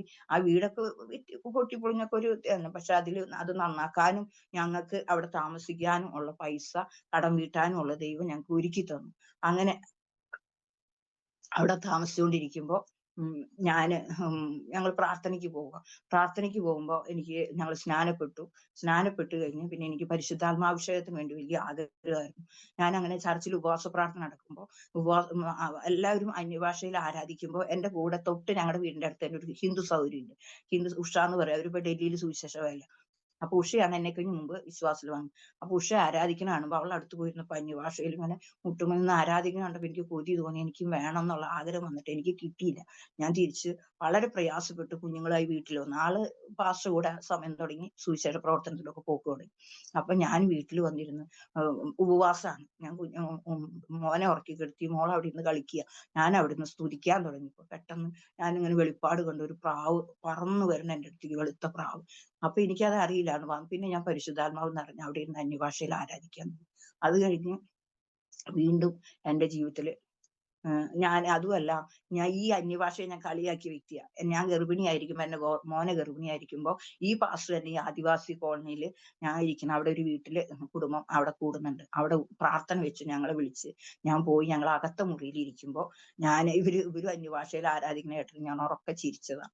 അത് തിരിച്ചു വന്നപ്പോ ഞാൻ പറഞ്ഞു, പ്രാർത്ഥനയൊക്കെ എനിക്ക് പെട്ടു, പക്ഷെ ആ പേച്ച് പറയലും മാത്രം എനിക്ക് പിടിച്ചില്ലെന്ന് പറഞ്ഞു. ബാക്കി അതുകൊണ്ട് അവരുടെ കൂടെ കൂടാനൊന്നും പറ്റില്ല. പ്രാർത്ഥനയും വചനമൊക്കെ നല്ലതാണ്, പക്ഷെ ആ പരിപാടി മാത്രം ശരിയാവില്ല, എനിക്ക് പറ്റില്ല എന്ന്. അങ്ങനെ ഞാൻ പറഞ്ഞ വ്യക്തി എന്റെ വായെക്കൂടെ അത് ദൈവം പറയിക്കാനിടയാക്കി. അങ്ങനെ അത് കഴിഞ്ഞ് ഞങ്ങള് ഇരിക്കുമ്പോൾ എന്റെ ജീവിതത്തിൽ പിന്നെ വലിയ പരിശോധന വരാൻ തുടങ്ങി. വർഷങ്ങളോളം പരിശോധന കൂടെ കടന്നുപോയി. എന്റെ മോന് 1 വയസ്സായപ്പോ പെട്ടെന്ന് രാത്രി ഞങ്ങള് കിടന്നുറങ്ങുമ്പോ എന്റെ മോൻ ഫീഡ് ചെയ്ത് ഞാൻ നിലത്ത്, ഞങ്ങൾക്ക് ഒരു കട്ടിലേ ഉള്ളൂ. മോളും എനിക്ക് മോളും 2 മക്കളാണ്. മൂത്ത മോള് അവള് കുടുംബമായിട്ട് US ഒക്കലഹോമയിലായിരിക്കുന്നു. മോനും അങ്ങനെ ഭാര്യയും കുഞ്ഞും ഞങ്ങളുടെ കൂടെ ഉണ്ട്. അപ്പൊ മോള് ഭർത്താവും കൂടെ കട്ടില്, ഞാൻ മോനെയും കൊണ്ട് താഴെ കിടക്കും പായിൽ. പെട്ടെന്ന് എന്റെ മോനൊരു ഫിറ്റ്സ് അങ്ങ് വന്നു. ഫിറ്റ്സ് ആന്ന് എനിക്ക് അറിയില്ല. ഭയങ്കര വിറയല് കണ്ടിട്ടാ ഞാൻ കണ്ണു തുറന്നു നോക്കിയപ്പോ കുഞ്ഞ് നിശ്ചലമായിട്ട് കിടക്കുക. അപ്പൊ ഞാൻ അലറി കരഞ്ഞു, എന്റെ കുഞ്ഞു പോയി എന്ന് പറഞ്ഞു. അപ്പൊ ആള് എനിച്ചിട്ട് പറഞ്ഞു, നീ വിഷമിക്കേണ്ട, പുറകിൽ ഒരു വീടുണ്ട്, അവിടെ പോയി ജോയി ചേട്ടൻ പറഞ്ഞു, അവര് വിളിക്കും, നമുക്ക് ഹോസ്പിറ്റലിൽ കൊണ്ടുപോകാം. അങ്ങനെ ഞാൻ ആ വെളുപ്പിനെ 2 മണിക്ക് 3 മണിക്ക് വിളിച്ച് ആരും എഴുന്നേൽക്കാൻ, കുറെ കരഞ്ഞിട്ട് ആരും എഴുന്നേറ്റില്ല. ഞാൻ അങ്ങ് തിരിച്ച് അടുക്കളയിലേക്ക് കയറി വന്നപ്പോ ഞാൻ മുട്ടുമ്മ നിന്നിട്ട് ഞാൻ 2 കൈ കൊണ്ട് നെഞ്ചത്തേക്ക് ഇടിച്ചിട്ട് പറഞ്ഞു, എന്റെ യേശുപ്പച്ച എന്നെ കൈ വിട്ടോ എന്ന് ചോദിച്ചു. ഞാനങ്ങ് നിലവിളിച്ചു. നിലവിളിച്ചു കഴിഞ്ഞപ്പോ തന്നെ കുറച്ച് കഴിഞ്ഞപ്പോ ആള് പറഞ്ഞു, നീ വന്നു നോക്കിയ കുഞ്ഞിന് ജീവനുണ്ട്, നീ കരയണ്ടെന്ന് പറഞ്ഞു. അപ്പൊ ഞാൻ പറഞ്ഞു, എന്റെ കുഞ്ഞ് മരിച്ചുപോയി, എന്നെ സമാധാനിപ്പിക്കല്ലേ. അപ്പൊ അല്ല, നീ വന്ന് നോക്കുന്നു. ആളത് കണ്ടിട്ട് ഞാനങ്ങ് ഇറങ്ങിപ്പോയപ്പോ തന്നെ വായിലേക്ക് ശ്വാസം ഊതി കൊടുത്തു എന്ന് പറഞ്ഞു. അങ്ങനെ പറഞ്ഞു, എന്ത് അതുകൊണ്ടൊന്നുമല്ല, എന്റെ കർത്താവ് ജീവൻ തന്നതാ. ഞാൻ വന്നു നോക്കിയപ്പോ കഴുത്തിന്റെ അവിടെ ഒരു മിടുക്ക് കാണുന്നുണ്ട്. അങ്ങനെ ഞാൻ വട്ടത്തിലിരുന്ന് സ്തുതിക്കാൻ തുടങ്ങി. സ്തുതിച്ച് കുറച്ച് കഴിഞ്ഞപ്പോ കുഞ്ഞ് ഞരങ്ങി കണ്ണ് തുറന്നു. അങ്ങനെ ഞാൻ നോക്കിയപ്പോ അവന് നല്ല ടെമ്പറേച്ചർ. അപ്പൊ വേഗം ഞാൻ ടർക്കി എടുത്തോണ്ട് നനച്ച് അവന്റെ തലയിൽ പൊതിഞ്ഞു വെച്ചു. കുറെ കഴിഞ്ഞപ്പോ പാരസെറ്റമോളും കൊടുത്തു. പനി മാറി. ഇതെല്ലാം മാറി കഴിഞ്ഞപ്പോ ഞങ്ങളുടെ ചർച്ചിൽ എന്ന് പറഞ്ഞാൽ ആരും മരുന്ന് വാങ്ങിക്കാറില്ല. അന്നത്തെ കാലങ്ങളിൽ ഒറ്റ ആളും മരുന്നിന് പോയില്ല. എല്ലാരും രോഗം വന്നാൽ പ്രാർത്ഥിക്കൂ. അതുകൊണ്ട് ഞങ്ങൾക്കൊരു മാനക്കേടും ഉണ്ട്, മരുന്നിന് പോകാൻ എല്ലാരും എന്ത് പറയുമോ എന്നുള്ളതുകൊണ്ട്. പിന്നെ ഞങ്ങളുടെ കയ്യിൽ പൈസയില്ല, ഹോസ്പിറ്റലിൽ കൊണ്ടുപോകാൻ ഒരു 5 പൈസ പോലും ഞങ്ങളുടെ കയ്യില്ല. പാസ്റ്റർ ഞങ്ങളുടെ എല്ലാ വഴി അടഞ്ഞല്ലോ, പാസ്റ്റർ ആഴ്ചയിൽ ഞങ്ങൾക്ക് 50 രൂപ തരും. അതും കൊണ്ടാണ് ഞങ്ങളുടെ ജീവിതം. അപ്പോ ഹോസ്പിറ്റലിൽ പോകാൻ വഴിയില്ല. പിന്നെ വീണ്ടും ഒരു ദിവസം എന്റെ കുഞ്ഞുങ്ങളെയും കൊണ്ട് എന്റെ വീട്ടിൽ പോയിപ്പോ അവിടെ ഇരിക്കുമ്പോ പെട്ടെന്ന് മോന് ഫിറ്റ്സ് വന്നു. എന്റെ അപ്പച്ചൻ ഭയങ്കര എതിർപ്പാണ്. ഒരു ദിവസം ഞാൻ എന്റെ ഭർത്താവ് ഓൾ നൈറ്റ് പ്രയറിന് പോയിപ്പോ ഈ കുഞ്ഞുങ്ങളെയും കൊണ്ട് എന്റെ വീട്ടിൽ കിടക്കാൻ പോയിപ്പോ അന്ന് ഞാൻ ഞാൻ പെന്തക്കോസ്തിൽ പോയി സ്നാനപ്പെട്ടതിന് ശേഷം മുറിക്കകത്ത് പ്രാർത്ഥിക്കുകയായിരുന്നു. പാടി സ്തുതിച്ചപ്പോ എന്റെ അപ്പച്ചൻ പറഞ്ഞു, ഇന്ന് തന്നെ രാത്രി തന്നെ നീ ഈ കുഞ്ഞുങ്ങളെയും പറക്കി ഇപ്പൊ ഇറങ്ങണം എന്റെ വീട്ടിൽ. അത്ര ശക്തമായി എതിർത്തു. ഇവിടെ നിൽക്കാൻ പറ്റില്ല, നീ ഇവിടെ ഈ പരിപാടി പറ്റില്ല, ഇപ്പൊ ഇറങ്ങണം എന്നും പറഞ്ഞു ശക്തമായി എതിർത്തു. അപ്പോ ആ അപ്പച്ചനെ എനിക്ക് പേടിയാണ്. എന്നിട്ട് അമ്മ കാല് പിടിച്ചിട്ടാണ് എന്നെ അന്ന് രാത്രി കിടത്തിയത്. ശേഷം ഞാൻ ഇറങ്ങിപ്പോന്നു. പിന്നെയും വീട്ടിൽ പോയിട്ടില്ല. എന്റെ അവിടനോട് ചേർന്ന ഒരു ആദിവാസി സ്കൂളുണ്ട്, അതിലാണ് എന്റെ മോളെ പഠിപ്പിക്കാൻ വിടുന്നത്. അപ്പോ ഞാൻ ആ വീട്ടിന്റെ അതിരാണ് സ്കൂള്. വീട്ടിൽ കൂടെ കയറിയാണ് ഞാൻ സ്കൂളിൽ കുഞ്ഞിനെ ആക്കാറ്. പക്ഷെ ഈ അപ്പച്ചൻ ഇങ്ങനെ പറഞ്ഞ കാരണം താഴത്തേക്കൂടെ ഒരു വഴിയുണ്ട്, താഴത്തേക്കൂടെ വന്ന് എന്റെ കുഞ്ഞിനെ സ്കൂളിൽ വിട്ടിട്ടാണ് ഞാൻ തിരിച്ചു പോവാറ്. അങ്ങനെ ഇരിക്കുന്ന അവസ്ഥയിൽ അപ്പച്ചൻ കണ്ടാൽ പ്രശ്നമാവുമല്ലോ എന്ന് ഓർത്ത് കുഞ്ഞിനെ എടുത്തുകൊണ്ട് ഞാൻ ഓടി. മൂത്ത കുഞ്ഞിനെ അവിടെ വീട്ടിലാക്കി അമ്മയുടെ അടുത്ത്.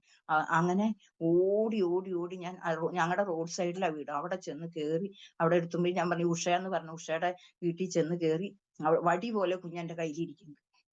അങ്ങനെ അതിന്റെ ഉഷയുടെ അമ്മോട് പറഞ്ഞു, ഇത്തിരി വെള്ളം തരാൻ പറഞ്ഞപ്പോ അവര് വെള്ളം എടുത്തു തന്നു. അവരും പേടിച്ചിട്ട്, അവരുടെ മകൻ അറസ്റ്റുകാരനെ ഉഷ പേടിച്ചിട്ട് ഇവന്റെ സ്നാനപ്പെട്ട് ഇവനെ പേടിച്ചിട്ട് ഡൽഹിക്ക് പോയതാ. അങ്ങനെ ഞാൻ വേഗം തലയിൽ പൊതിഞ്ഞു വെച്ചു. നോർമലായി ബലം കുറഞ്ഞ് നോർമലായിപ്പോ ഞാൻ എടുത്തുകൊണ്ട് വീട്ടിൽ ചെന്ന് അവന് പാരസെറ്റമോൾ കൊടുത്ത്. അങ്ങനെ ഇങ്ങനെ 3-4 പ്രാവശ്യം ഒരു ദിവസം ഉപവാസ പ്രാർത്ഥനയ്ക്ക് ബസ്സിൽ വെച്ച് ഞങ്ങള് പോണ വഴിയിൽ ബസ്സിൽ വെച്ച് അറ്റത്ത് ഫിറ്റ്സ് ഉണ്ടായി. അതേപോലെ വടിയായി.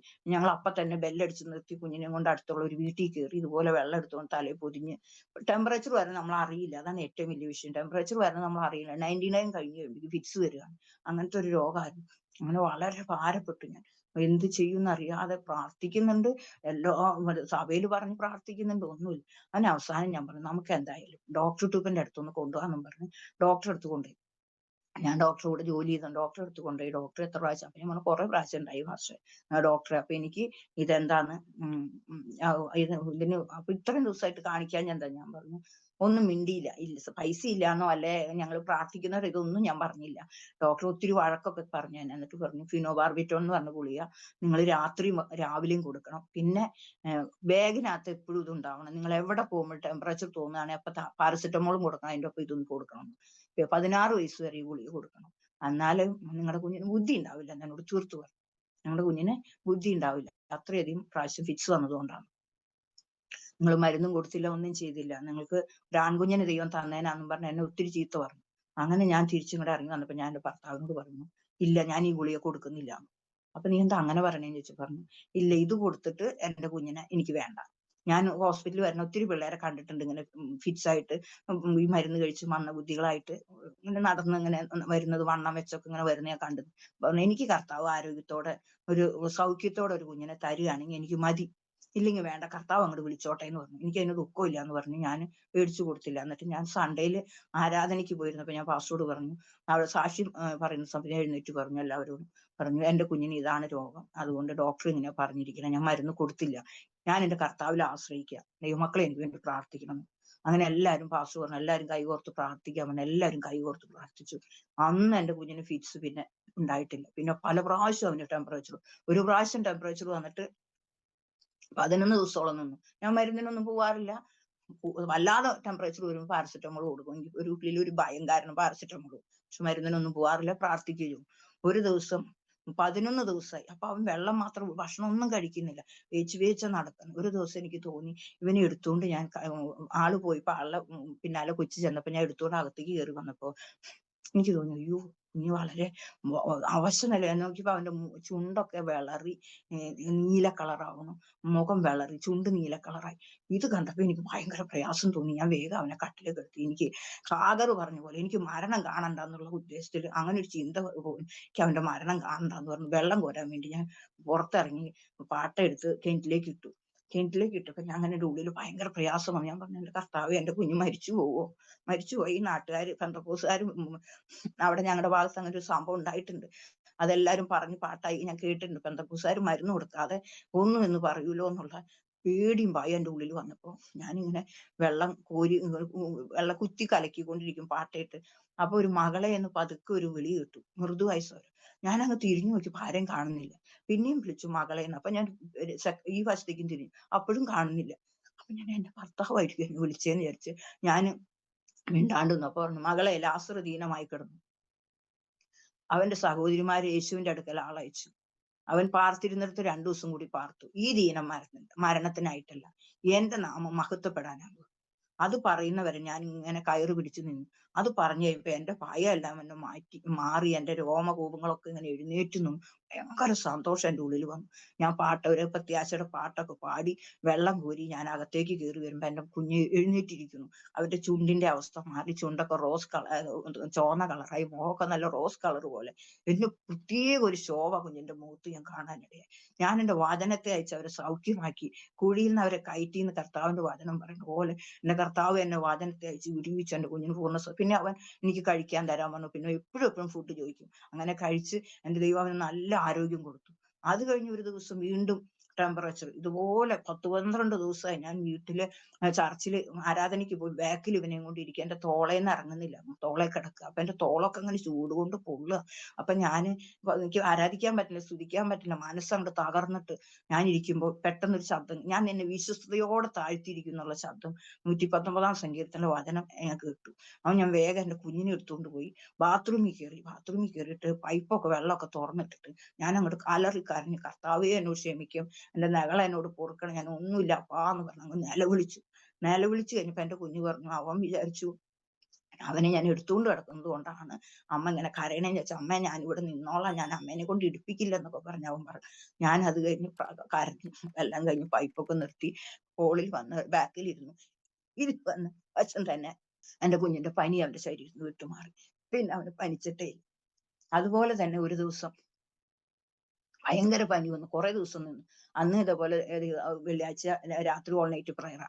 അപ്പൊ ഞാൻ തന്നെ ഈ കുഞ്ഞുങ്ങളെ, വയ്യാത്ത കുഞ്ഞിനെ കൊണ്ട് വീട്ടിൽ പോകുന്ന എങ്ങനെയാന്ന് വിചാരിച്ച ഒരു സഹോദരന്റെ വീട്ടിൽ പോയി. അത് മാന്നാമംഗലം എന്ന് പറഞ്ഞ സ്ഥലത്ത് ഞങ്ങളുടെ കൂടെ പ്രവർത്തിക്കുന്ന സഹോദരൻ, അവര് വീട്ടിൽ പോയി. അപ്പൊ ഒരു ചുമാവിന്റെ തോട്ടത്തിനുള്ളിൽ ഒരു ചെറിയ പെരയാ, അത് കരഭിത്തിയൊക്കെ കിട്ടിയിട്ടുള്ളൂ, കറണ്ട് ഇല്ല. ആ വീട്ടിൽ പോയിക്കൊണ്ട് ഒരു മുറിയും ഒരു അടുക്കളയും ഒരു ഇങ്ങനെ ചെറിയ കയറി വരുന്ന അതും അത്രേ ഉള്ളൂ. അങ്ങനെ ഒരു കട്ടിലുണ്ട് അവിടെ. ഈ സഹോദരി ഉണ്ട്, 3 പിള്ളേരും ഉണ്ട്, എന്റെ ഒരു മോളും ഉണ്ട്. അങ്ങനെ അവര് എന്റെ അടുത്ത് ഇങ്ങനെ ഞങ്ങൾ കട്ടിലിട്ട് എന്റെ അപ്പുറം വശം അവര് കിടക്കുക. അങ്ങനെ ഈ കട്ടില് ഇടും അതോട് ചേർന്ന് അവര് കിടന്നുകൊണ്ടിരിക്കുക. അങ്ങനത്തെ ഒരു സംഭവമാണ്. ഒരു വിളക്ക് കത്തിച്ച് ആ അരഭിത്തിയുടെ മുകളിൽ വെച്ചിട്ടുണ്ട്. ആ സമയത്ത് കാറ്റൂതി ആ കറണ്ട് വിളക്കങ്ങ് കിട്ടുമ്പോൾ എന്റെ കുഞ്ഞ് ഉറങ്ങുന്നില്ല. അവന് പനി കാരണം എന്റെ തോളെ കിടക്കും, അവൻ ഉറങ്ങുന്നേ ഇല്ല. ഞാൻ എന്തൊക്കെ കാണിച്ചിട്ട് അവൻ ഉറങ്ങും. ഞാൻ ഈ നിൽക്കുക, എനിക്കൊരു കാലെടുത്ത് വെച്ച് മാറ്റി ഇവനെ കൊണ്ട് നടക്കാൻ വഴിയില്ല, വിളക്കും കെട്ടും. അപ്പൊ ഞാൻ വിചാരിച്ചു കർത്താവേ സൗകര്യം വിളിച്ചാലോ. അപ്പൊ വിചാരിച്ചു ഞാൻ അവരും പകല് മുഴുവൻ പ്രാർത്ഥനയ്ക്കൊക്കെ പോയി വീട്ടിലെ പണിയോ ക്ഷീണിച്ച് കിടക്കല്ലേ, ഞാൻ അവരെ എഴുന്നേൽപ്പിച്ച് എന്തൊരു കഷ്ടാവും. ഞാനിങ്ങനെ നിൽക്കാന്ന് വിചാരിച്ചു നിന്നു. ആ നിന്ന് എത്ര മണി നിന്നു എന്ന് എനിക്കറിയില്ല. 2 മണിയോ 3 മണിയൊക്കെ ആയി തോന്നുന്നുണ്ട്. ആ സമയത്ത് എന്റെ കാലും കൈയൊക്കെ കാല് കുഴഞ്ഞു തുടങ്ങി. കുഞ്ഞിനെടുത്ത് അവൻ ഇരിക്കാനും സമ്മതിക്കില്ല. അപ്പൊ കരയും. അവൻ കരഞ്ഞു കഴിഞ്ഞാൽ ഇവര് കേൾക്കൂലോ എന്ന് വിചാരിച്ച് നിൽക്കുക. അങ്ങനെയായിട്ട് ഇവനെ കിടത്താനും സമ്മതിക്കില്ല. അങ്ങനെ നിന്ന് കഴിഞ്ഞപ്പോ ഞാൻ പറഞ്ഞു, കർത്താവേ, നിന്റെ ശിഷ്യന്മാര് 4-ാം യാമത്തില് അവര് കടലില് അവര് തണ്ടു വലിച്ചു. പക്ഷെ അവര് 4-ാം യാമത്തില് എന്റെ കർത്താവ് കടലുമേൽ നടന്ന് അവരെ വിടുവിച്ചല്ലോ. എന്റെ കർത്താവ് ഏതോ 4-ാം യാമമൊക്കെ ആയിന്ന് തോന്നുന്നുണ്ട്. എനിക്കറിയില്ല. എനിക്ക് നിൽക്കാനും പറ്റില്ല. ഞാനിപ്പോ വീഴും ഈ കുഞ്ഞിനെ കൊണ്ട്. എന്റെ ദൈവം എന്നെ കരുണ കാണിക്കണേന്ന് ഞാൻ പറഞ്ഞപ്പോ ആ സമയം തന്നെ കുറച്ച് കഴിഞ്ഞപ്പോ എന്റെ കുഞ്ഞ് തോള് ചായ്ച്ചു എന്റെ മേത്തേക്ക്. അവൻ സുഖമായി ഉറങ്ങി. ഞാൻ അവനെ കിടത്തി അവിടെ നിന്ന് ഉറങ്ങി. പിന്നെ അവന് പനിച്ചില്ല. അങ്ങനെ ഒരു പരിശോധന കൂടെ, വിശ്വാസത്തിന്റെ പരിശോധന പൊന്നിനെയൊക്കെ വിലയേറി എന്നെ കാണിക്കാൻ ഇവിടെയായി. അത് കഴിഞ്ഞ് ഒരു ദിവസം എന്റെ മോന് ശ്വാസമുട്ട് പോലെ വന്നു. ശ്വാസമുട്ട് പോലെ വന്നപ്പോ അവൻ രാത്രിയാണ് വല്ലാതെ എന്റെ വയറ്റിൽ ചവിട്ടി നിന്നിട്ട് ഞെളിയാണ്. എടുക്കാനൊന്നും പറ്റില്ലാത്ത അവസ്ഥ. രാത്രി ഫുള്ള് ഞങ്ങൾ രണ്ടുപേരും അവനെ കൊണ്ട് നടന്നു കഴിഞ്ഞിട്ട് ഇവൻ വെളുക്കാറായപ്പോ എന്നോട് പറഞ്ഞു, അവിടെ ഒരു ലാലൻ എന്ന് പറഞ്ഞ ബേക്കറി സാധനങ്ങളൊക്കെ വണ്ടിയിലാക്കി വിൽപ്പനയ്ക്ക് നടക്കുന്ന ഒരു സഹോദരനുണ്ട്. അവൻ വരുന്നു. ഒരു വണ്ടി അല്ലാണ്ട് കാറോ വണ്ടിയോ ഓട്ടോറിക്ഷയോ അതൊന്നും അവിടെ കിട്ടില്ല. ബസ്സൊക്കെ 1-2 ഉള്ളു ഞങ്ങളുടെ ഭാഗത്തേക്ക്. ആ സമയത്ത് പറഞ്ഞു, ലാലൻ വരണം, നോക്കിയിരിക്കാൻ നമുക്ക്. അവൻ വരികയാണെങ്കിൽ കയറ്റി നമുക്ക് ഹോസ്പിറ്റലിൽ കൊണ്ടുപോകാൻ. അങ്ങനെ നോക്കിയിരുന്ന് അവൻ വന്നപ്പോ വിളിച്ച് അവനെ വണ്ടി കയറ്റി ഞങ്ങള് തൃശ്ശൂർ കോപ്പറേറ്റീവ് ഹോസ്പിറ്റലിൽ കൊണ്ടുപോയി. കോപ്പറേറ്റീവ് ഹോസ്പിറ്റലിൽ കൊണ്ടുപോയി. ഞാൻ 3-ാം നിലയുടെ മുകളിലേക്ക് ഇവനെ കൊണ്ടുപോയി. പക്ഷെ അവർക്ക് എക്സ്റേ എടുക്കാൻ പറ്റുന്നില്ല. കുഞ്ഞ് അതുപോലെ കിടന്ന് കാണിക്കുക. എക്സ്റേ എടുക്കാൻ പറ്റും. എന്നിട്ട് അവർ സെഡേഷൻ കൊടുത്തു. സെഡേഷൻ കൊടുത്തിട്ടും കുഞ്ഞ് സെഡേഷൻ ഏൽക്കുന്നില്ല. വല്ലാത്ത അവസ്ഥയിൽ ഞങ്ങൾ കയ്യും കാലൊക്കെ പിടിച്ച് എക്സ്റേ എടുപ്പിച്ചു. എക്സ്റേ എടുപ്പിച്ചിട്ട് ഡോക്ടർ പറഞ്ഞു, ഇതിന്റെ ചെസ്റ്റില് ഒരു കുഴപ്പമില്ല. ഇതുപോലെ കാണിക്കാൻ പാകത്തിന് ഈ കുഞ്ഞിന് ചെസ്റ്റിൽ ഒന്നുമില്ല. പിന്നെ എന്താ ഇതിങ്ങനെ കാണിക്കണേന്ന് അറിയില്ല. അപ്പൊ എന്നോട് പറഞ്ഞു, നിങ്ങൾ കുഞ്ഞ് വീണിട്ടുണ്ടോ? ഞാൻ പറഞ്ഞു, ഒരു പ്രാവശ്യം വീണാൻ. അന്ന് ഇതിന്റെ തലയ്ക്ക് ക്ഷത ഏറ്റിട്ടുണ്ട്. അതുകൊണ്ടാണ് ഇങ്ങനെ കാണിക്കുന്നത്. അതുകൊണ്ട് നാളെ രാവിലെ നമുക്ക് ഇതിന്റെ നട്ടെല്ല് കുത്തി വെള്ളം എടുക്കണം, എന്നിട്ട് പരിശോധിക്കണം. അപ്പൊ ഞാൻ ഡോക്ടറോട് പറഞ്ഞു, വേണ്ട ഡോക്ടർ, എന്റെ കുഞ്ഞിന്റെ നട്ടെല്ല് കുത്തണ്ടാന്ന്. പിന്നെ എന്താ നിങ്ങൾ ഇങ്ങനെ പറഞ്ഞതെന്ന് ചോദിച്ചു. അപ്പൊ ഞാൻ പറഞ്ഞു, നട്ടെല്ല് കുത്തണ്ട, ഞങ്ങൾ അവനെ കൊണ്ടുപോകും. അതെന്താ ഇങ്ങനെയുള്ള കുഞ്ഞിനെ കൊണ്ടുപോയി ഇത് മരിച്ചു പോകും, ഞങ്ങള് ഇതിന് ഉത്തരവാദിയല്ല. അപ്പൊ ഞാൻ പറഞ്ഞു, വേണ്ട, ഞാൻ എഴുതി തരാം. ഇത് ഞങ്ങളുടെ പൂർണ്ണ ഉത്തരവാദിത്തത്തിലാണ് ഞാൻ കുഞ്ഞിനെ കൊണ്ടുപോകണം, ഞാൻ എഴുതി തരാം എന്ന് പറഞ്ഞു. അങ്ങനെ പറഞ്ഞപ്പോ ഡോക്ടർ എഴുതി തന്നു. ഞങ്ങൾ അവനെ കൊണ്ട് ഓട്ടോറിക്ഷ വിളിച്ച് തൃശ്ശൂർ സ്റ്റാൻഡിൽ വന്ന് ഞങ്ങൾ ബസ് കയറിയിരിക്കുമ്പോഴും കുഞ്ഞ് ഇങ്ങനെ കാണിക്കണം. ആ സമയത്ത് ഞാനൊരു ശബ്ദം കേൾക്കുകയാണ്. ഞാൻ എന്റെ മഹത്വം മറ്റൊരുത്തിനും എന്റെ സ്തുതി വിഗ്രഹങ്ങൾക്ക് വിട്ടുകൊടുക്കില്ല എന്നുള്ള ദൈവശബ്ദം ഞാൻ അങ്ങ് കേട്ടു. ചെവിയിൽ വന്ന് അലക്കിയ അപ്പൊ തന്നെ എന്റെ കുഞ്ഞിന് സൗഖ്യമായി. അവൻ ശാന്തനായി. അവൻ സുഖമായി ഉറങ്ങാൻ തുടങ്ങി. ആ സമയത്ത് എന്റെ ഫ്രണ്ട് വശത്ത് ഒരു കുഞ്ഞിനെ കൊണ്ടിരിക്കുന്നു. ഈ കുഞ്ഞങ്ങ് വല്ലാതെ അലറി കരയാൻ തുടങ്ങി. അപ്പൊ ഞങ്ങൾക്ക് മനസ്സിലായി പിന്നിൽ വ്യാപരിക്കുന്ന ഒരു ശക്തിയായിരുന്നു ഞങ്ങൾക്ക് മനസ്സിലായി. അങ്ങനെ ഞങ്ങൾ ചർച്ചിലേക്ക് കൊണ്ടുപോകാൻ വേണ്ടി ഞങ്ങൾ ഇറങ്ങി. ചർച്ചിൽ പോകാതെ ഞങ്ങൾ വീട്ടിൽ പോയി. അങ്ങനെ ഇത്രയും വിഷയങ്ങൾ കൂടെ എന്റെ മോൻ കടന്നുപോയി. പിന്നെ ഒരു ദിവസം വീണ് കൈയൊടിഞ്ഞു. അവന് ഞങ്ങളുടെ തൊട്ട വീട്ടിലെ വണ്ണുള്ള കുഞ്ഞായിരുന്നു. അവൻ ഇവന്റെ കയ്യിലേക്ക് കളിച്ചുകൊണ്ട് ഇവൻ കൈ കുത്തിയിരിക്കുമ്പോ കയ്യിലേക്ക് മറിഞ്ഞ് അവന്റെ കൈ പൊടിയല്ല, ഈ കുഴയുടെ അവിടെ നിന്ന് തെന്നി ഇങ്ങനെ ആ തൊലിയുടെ അവിടേക്ക് ഈ മുട്ടുവശം, കൈപ്പത്തിയുടെ മുട്ടുവശം തള്ളി നിൽക്കാൻ പാകത്തിന് കൈപ്പത്തി ഇങ്ങനെ ചെരിഞ്ഞിരുന്നു, ഒരു വശത്തേക്ക് ചെരിഞ്ഞു. ഞാൻ കരച്ചിൽ കേട്ട് ഓടിച്ചെന്നപ്പോ എടുത്തപ്പോ കുഞ്ഞപ്പോഴേക്കും ബോധം കിട്ടു.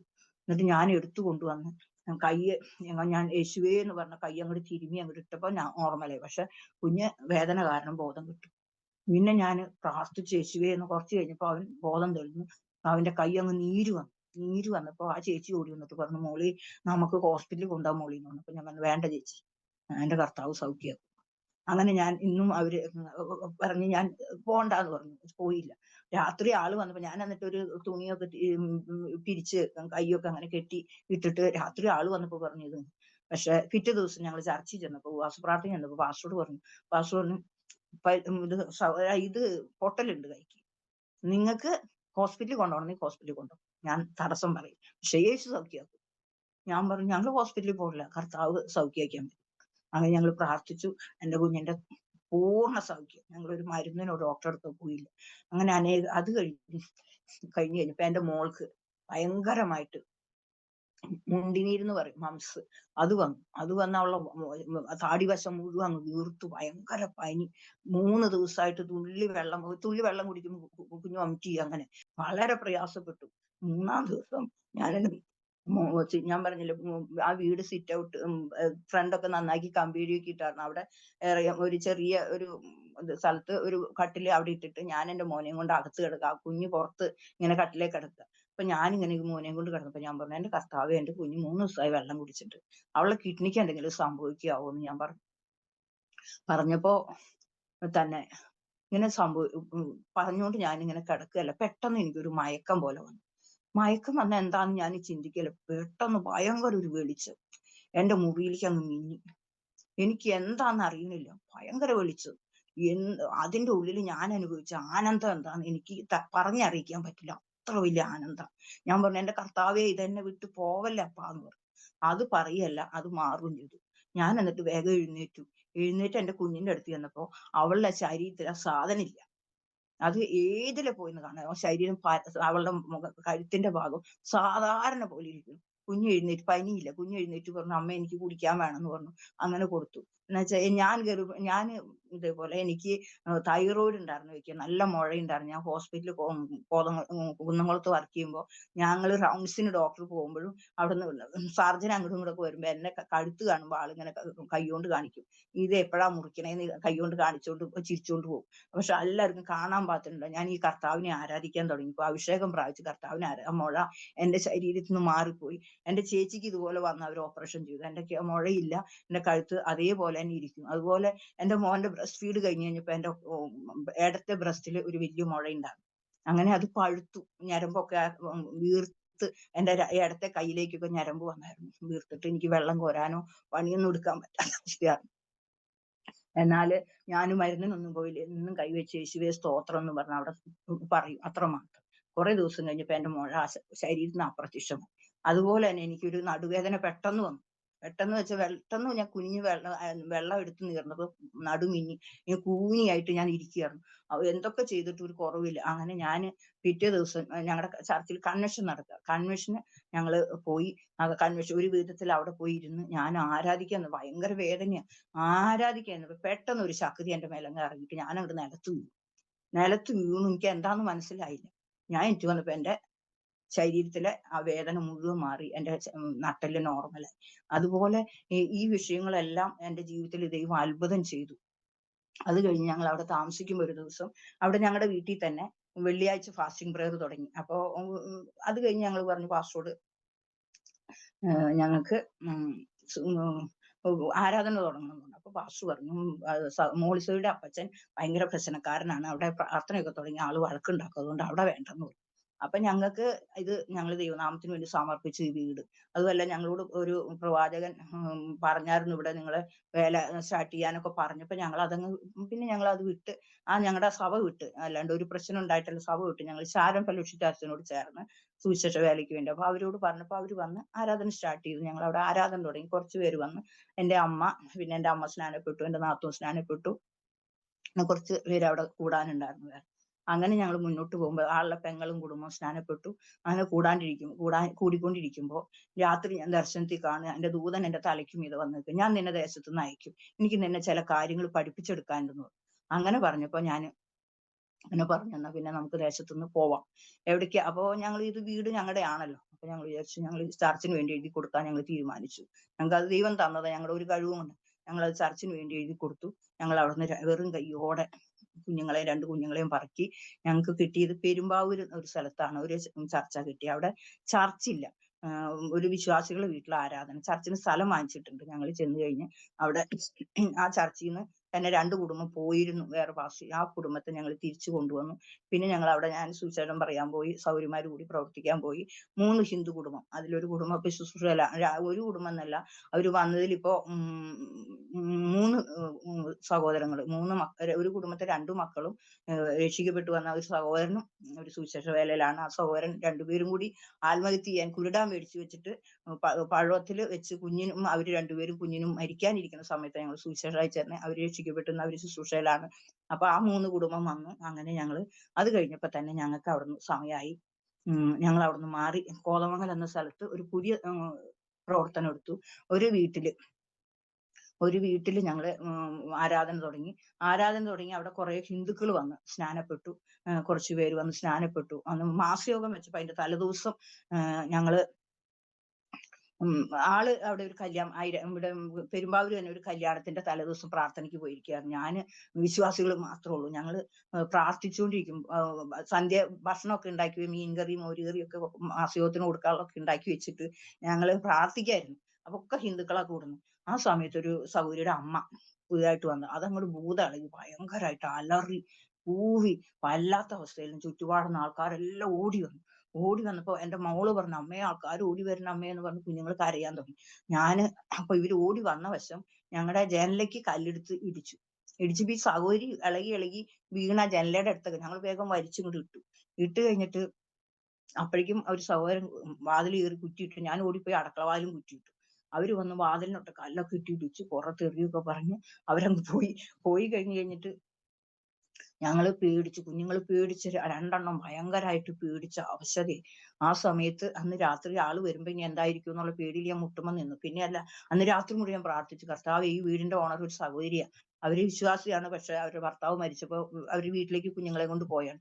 ഒരു നേരം വെളുത്ത് വരുമ്പോ ഞങ്ങളോട് മാറാൻ പറഞ്ഞു. എന്ത് ചെയ്യും? ഇനി ഈ ഭാഗത്ത് ഞങ്ങൾക്ക് ഒരു വീടും കിട്ടില്ല. ഈ വേല എന്ത് ചെയ്യുമെന്ന് ഓർത്ത് ഞാൻ കണ്ണീരോടെ മുട്ടുമെന്ന് പ്രാർത്ഥിച്ചു. നേരം വെളുത്ത സൗകര്യം വന്നപ്പോ പറഞ്ഞു, ആ സൗകര്യം ഇതിലെ കൂടെ പിന്നിൽ നിന്ന ഉപദ്രവിക്കാൻ നിന്ന ആളുടെ അടുത്ത് അവരുടെ ബന്ധുവാണ്, അവനോട് ചെന്നിട്ട് പറഞ്ഞു, നീ ഇവരെ ഇവിടുന്ന് ഇറക്കി വിട്ട് അല്ലെങ്കിൽ അവൻ പറഞ്ഞു, ഇവരെ ഇറക്കി വിട്ടില്ല വീട് ഞങ്ങള് കുളം തോണ്ടുന്നു. അപ്പൊ പറഞ്ഞു, നീ എന്ത് കാണിച്ചാലും ഇത് കുളം ശരിക്കും ഇത് മാന്തി കളഞ്ഞാൽ, വീട് അസ്ഥിവാരം മാന്തിയാലും ഞാനൊരു ഷെഡ് കെട്ടി അവിടെ ആരാധന നടത്തുന്നു ധൈര്യമായിട്ട് പറയാനിടയായി. അങ്ങനെ ഞങ്ങൾക്ക് ഒരു പ്രയാസമില്ല അവിടെ നിൽക്കേണ്ടി വന്നു. പിന്നെ ഒത്തിരി പേര് അവിടെ നിന്നും ഇന്നൊരു ദേവദാസൻ രജിൽ എന്ന് പറഞ്ഞ നല്ലൊരു ശുശ്രൂഷ ഗൾഫിലും അവിടെ ഇവിടെ ഒക്കെ പോയി ശുശ്രൂഷ ചെയ്തുകൊണ്ടിരിക്കും. അത് ഞങ്ങൾ വിശ്വാസത്തിൽ വന്ന ഒരു സഹോദരനാണ്. അങ്ങനെ അവിടെ നിന്നുകൊണ്ടിരിക്കും. ആ സൗകര്യം ഞാൻ 5 സെന്റ് സ്ഥലം ഫ്രീ ആയിട്ട് തന്നു. അവിടെ ഒരു ഹോള് പണിതു. പിന്നെ ഞങ്ങൾ അവിടെ നിന്ന് വീണ്ടും ദൈവം ഇടപെട്ടതനുസരിച്ച് ഞങ്ങൾ തൃശ്ശൂർ വന്നു. തൃശ്ശൂര് ഞങ്ങള് പിന്നെ ഞങ്ങളുടെ ആദ്യം തുടങ്ങിയ സഭയിൽ തന്നെ വന്നു. ഞങ്ങളുടെ അവിടെ നിന്ന് കുറച്ച് ഞങ്ങള് വീണ്ടും ഞങ്ങൾ പാലക്കാട് പോയി, അവിടുന്ന് കോയമ്പത്തൂർ പോയി, അവിടുന്ന് തിരിച്ചു വന്ന് ഞങ്ങൾ വീണ്ടും ഇവിടെ ഉം നീലഗിരി എന്ന സ്ഥലത്ത് ചർച്ചിൽ പോയി. അവിടെ പന്തല്ലൂർ എന്ന് പറഞ്ഞ സ്ഥലത്ത് ഒരു ശാരോൺ ചർച്ചിൽ ശുശ്രൂഷയ്ക്ക് പോയി. അവിടെ നിൽക്കുമ്പോ എന്റെ മോളെ അതിന്റെ ഇടയ്ക്ക് ഞാൻ പറഞ്ഞല്ലോ, അവള് നേഴ്സിംഗ് പഠിച്ചു. അതൊക്കെ പറയാൻ ഒത്തിരി സാക്ഷ്യമുണ്ട്. ഈ സമയം കൊണ്ടൊന്നും നിൽക്കില്ല. എന്റെ മോൻ BBA പഠിച്ച് MBA പഠിച്ച് അവൻ ഡൽഹി ആസ്ഥാനമായിട്ട് ഒരു കമ്പനിയുടെ സോണൽ മാനേജറായിട്ട് കേരളത്തില് ഇവിടെ ഓഫീസായിട്ട് വർക്ക് ചെയ്യും. അതാണ് ഞങ്ങൾ ഇവിടെ വന്ന് സ്ഥലം വാങ്ങിച്ചത്. അതുപോലെ എന്റെ മോള് BSc നേഴ്സിംഗ് പഠിച്ച് അവള് അവിടെ ചെന്ന് RN എഴുതി പാസ്സായി.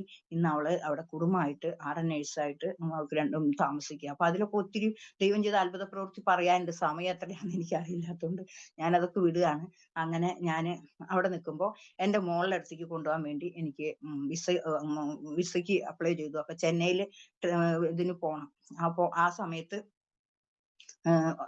പോവാനിരിക്കുമ്പോ തന്നെ കൊറോണ വന്നപ്പോ ഞങ്ങള് നാട്ടിലേക്ക്, ഇവിടെ മോൻ എറണാകുളത്ത് വാടകയ്ക്ക് താമസിക്കുകയായിരുന്നു. മോന്റെ അടുത്തേക്ക് ഞങ്ങൾ പോവാൻ വേണ്ടി. അപ്പൊ കൊറോണ വന്നപ്പോ അപ്പോഴേക്കും എംബസി അടച്ചു, ചർച്ചും അടച്ചു.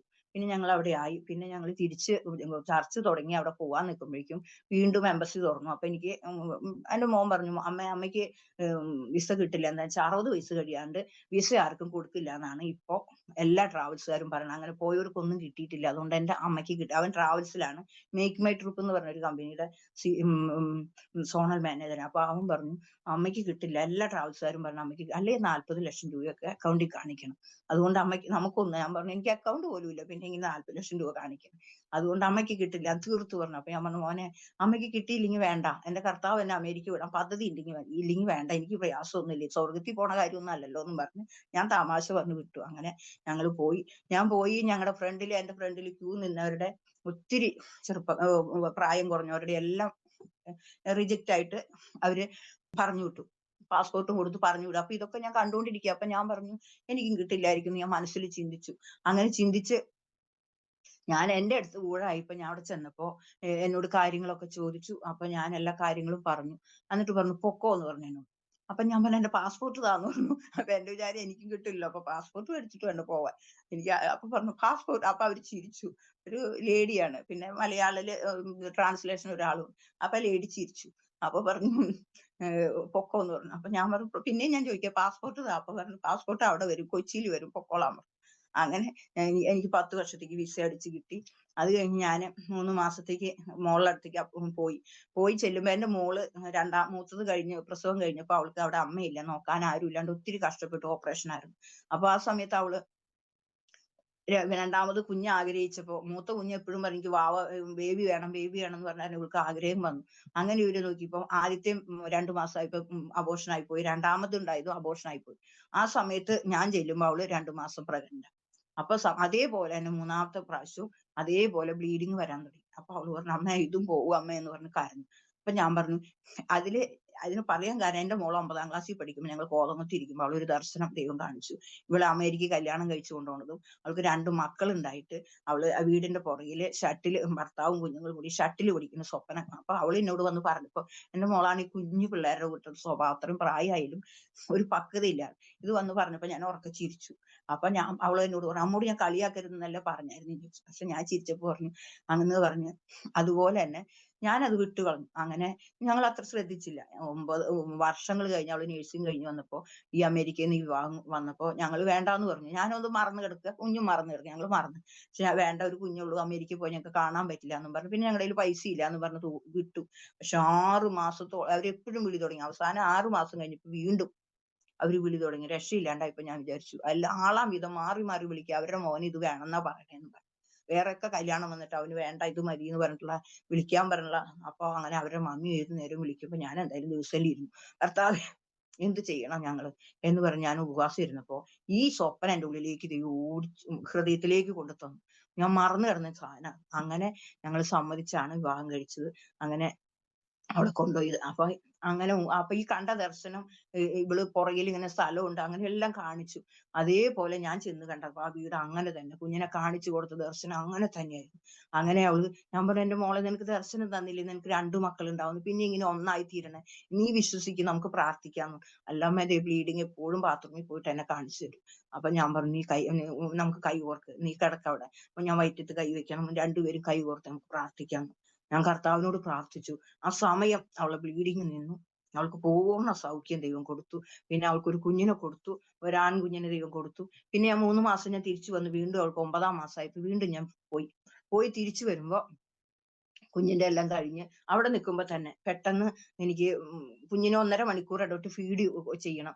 അപ്പോ ഞാൻ എനിക്ക് പെട്ടെന്ന് ഉറങ്ങാൻ പറ്റാത്തതുകൊണ്ട് BP അങ്ങ് കൂടുതലായി. ഞാൻ വല്ലാത്ത അവസ്ഥയിലായി. എനിക്ക് നാവൊക്കെ കനച്ച് സംസാരശേഷി നഷ്ടപ്പെട്ടു. എന്റെ മോൻ എപ്പോഴും BP പാസം കൊണ്ട് ഇരിക്കും. നാവിന്റെ അടിയിൽ പ്രഷറിന്റെ ഗുളിക ഇട്ടു, പപ്പായുടെ പ്രഷറിന്റെ ഗുളിക ഇട്ടു. എനിക്ക് കഴിക്കാൻ തന്നിട്ടൊന്നും BP കുറയുന്നില്ല. അവസാനം ഞാൻ കരഞ്ഞു. എന്റെ യേശുപ്പച്ചാ ഇവിടെ വന്നിട്ട് എന്റെ മക്കൾക്ക് കഷ്ടത്തിലാക്കല്ല. എനിക്ക് ഇതൊന്നുമില്ല, ഇൻഷുറൻസ് ഒന്നും ഇല്ലാതെ കാരണം ഭയങ്കര പൈസ വരും. എന്നെ പെട്ടെന്ന് കാഷ്വാലിറ്റി കൊണ്ടുപോയി. അത് കാരണം അങ്ങനെ കരഞ്ഞപ്പോ എന്റെ BP അങ്ങനെ നോർമലായി ആ സമയത്ത്. പിന്നെ അത് കഴിഞ്ഞ് ഞാൻ പിന്നെയും എനിക്ക് ഉറങ്ങാൻ പറ്റുന്നില്ല. പെട്ടെന്ന് അവള് ഓപ്പറേഷൻ കഴിഞ്ഞ് കിടക്കല്ലേ, കുഞ്ഞിന് 2 മണിക്കൂർ ഇടവിട്ടൊക്കെ ഡോക്ടർ പറഞ്ഞു. അവന് 1.5 മണിക്കൂർ ആകുമ്പോഴേക്കും അലർച്ച വരും. ആ കൊടുക്കണ്ടേ. കഴിഞ്ഞ് എനിക്ക് ഉറങ്ങാൻ പറ്റാത്ത BP കയറാൻ തുടങ്ങി. എന്റെ ദൈവമേ ഞാൻ എന്ത് ചെയ്യും, എന്റെ മക്കൾക്ക് കഷ്ടത്തിലാവോ എന്ന് പറഞ്ഞ് ഞാൻ കരഞ്ഞു. ബെഡിൽ കിടന്നുകൊണ്ട് കരഞ്ഞപ്പോ ഇങ്ങനെ കട്ടിൽ കിടന്ന് ഇങ്ങനെ ആടണ പോലെ എനിക്ക് തോന്നി. പിന്നെ എന്താ ഈ കട്ടിൽ ആടണേന്ന് വിചാരിച്ച് ഞാൻ എണീറ്റ് നോക്കിയപ്പോ ഒന്നും കട്ടിൽ ആടുന്നില്ല. പിന്നെയും ഞാൻ കിടന്ന് സ്തോത്രം പറഞ്ഞുകൊണ്ട് കിടക്കും, ഇങ്ങനെ ആടുക. അപ്പൊ എന്റെ ഉള്ളിലേക്ക് വചനം, അമ്മ തന്റെ കുഞ്ഞിനെ മുഴങ്കാലിരുത്തി ലാളിക്കുന്ന പോലെ എന്നുള്ള വചനം എന്റെ ഉള്ളിൽ. എന്റെ കർത്താവ് എന്നെ ആട്ടി ഉറക്കണതാണല്ലോ എന്ന് ചിന്തിക്കുകയല്ല, ഞാൻ സുഖമായി ഉറങ്ങി. പിന്നെ ഞാനിങ്ങനെ സമയത്തെല്ലാം എന്നെ ഇങ്ങനെ ആട്ടി ഉറക്കുന്ന ഒരവസ്ഥ എന്റെ ജീവിതത്തിലുണ്ട്. എനിക്ക് എന്റെ ദൈവം ചെയ്ത നന്മ പ്രവൃത്തികൾ വർണ്ണിക്കാതെ ഞാൻ ഒത്തിരി നാളുകളായി പ്രയാസപ്പെട്ടിരിക്കുക. ഇങ്ങനൊരു വേദി എന്റെ ദൈവം ഒരുക്കി തന്നെ എന്റെ ദൈവത്തെ, എന്റെ കർത്താവിനെ എത്ര സ്നേഹിക്കുന്നു പറഞ്ഞാൽ എനിക്കറിയാം. അത് കഴിഞ്ഞ് അതെല്ലാം കഴിഞ്ഞ് 5 മാസം കഴിഞ്ഞ് തിരിച്ചു വന്നപ്പോ എന്റെ മോൻ, ഞാൻ ഡാളസിൽ നിന്ന് പാരീസിൽ നിന്ന് ഡൽഹി, അങ്ങനെ കണക്ഷൻ ഫ്ലൈറ്റ് ആയിരുന്നു. കണക്ഷൻ ഫ്ലൈറ്റിൽ ഞാൻ വന്നു. രാത്രി 12 മണിക്ക് ഡൽഹിയിലെത്തി. അതിനുശേഷം ഞാൻ പോരുമ്പോ തന്നെ എനിക്ക് ടെമ്പറേച്ചർ ഉണ്ട്. പാരീസിലായിരുന്നു ഭയങ്കര തണുപ്പായിരുന്നു. അത് കൂടുതലായി ഇടവാനിടയായി. അങ്ങനെ ഞാൻ അവിടെ വന്നിരുന്നു. എനിക്ക് 22ാം ഗേറ്റിലാണ് എന്റെ ഫ്ലൈറ്റ് വരുന്നത്, കൊച്ചി. അവിടെ പോയി ഇരുന്ന് രാവിലെ 8 മണി കഴിഞ്ഞു. 7 മണി കഴിഞ്ഞു, 7:30 അപ്പൊ ഒക്കെ കൊച്ചി എഴുതി കാണിക്കുന്നത്. 7:30 ആയിപ്പോ പെട്ടെന്ന് അതങ്ങ് മാറി, ചേഞ്ച്ഡ് എന്നും പറഞ്ഞു. ദൈവമേ ഇനി എന്ത് ചെയ്യും, ചേഞ്ച്ഡ് എന്ന് മാത്രം എഴുതി കാണിക്കുള്ളൂ, വേറെ ഒരു സ്ഥലവും എഴുതി കാണിക്കുന്നില്ല.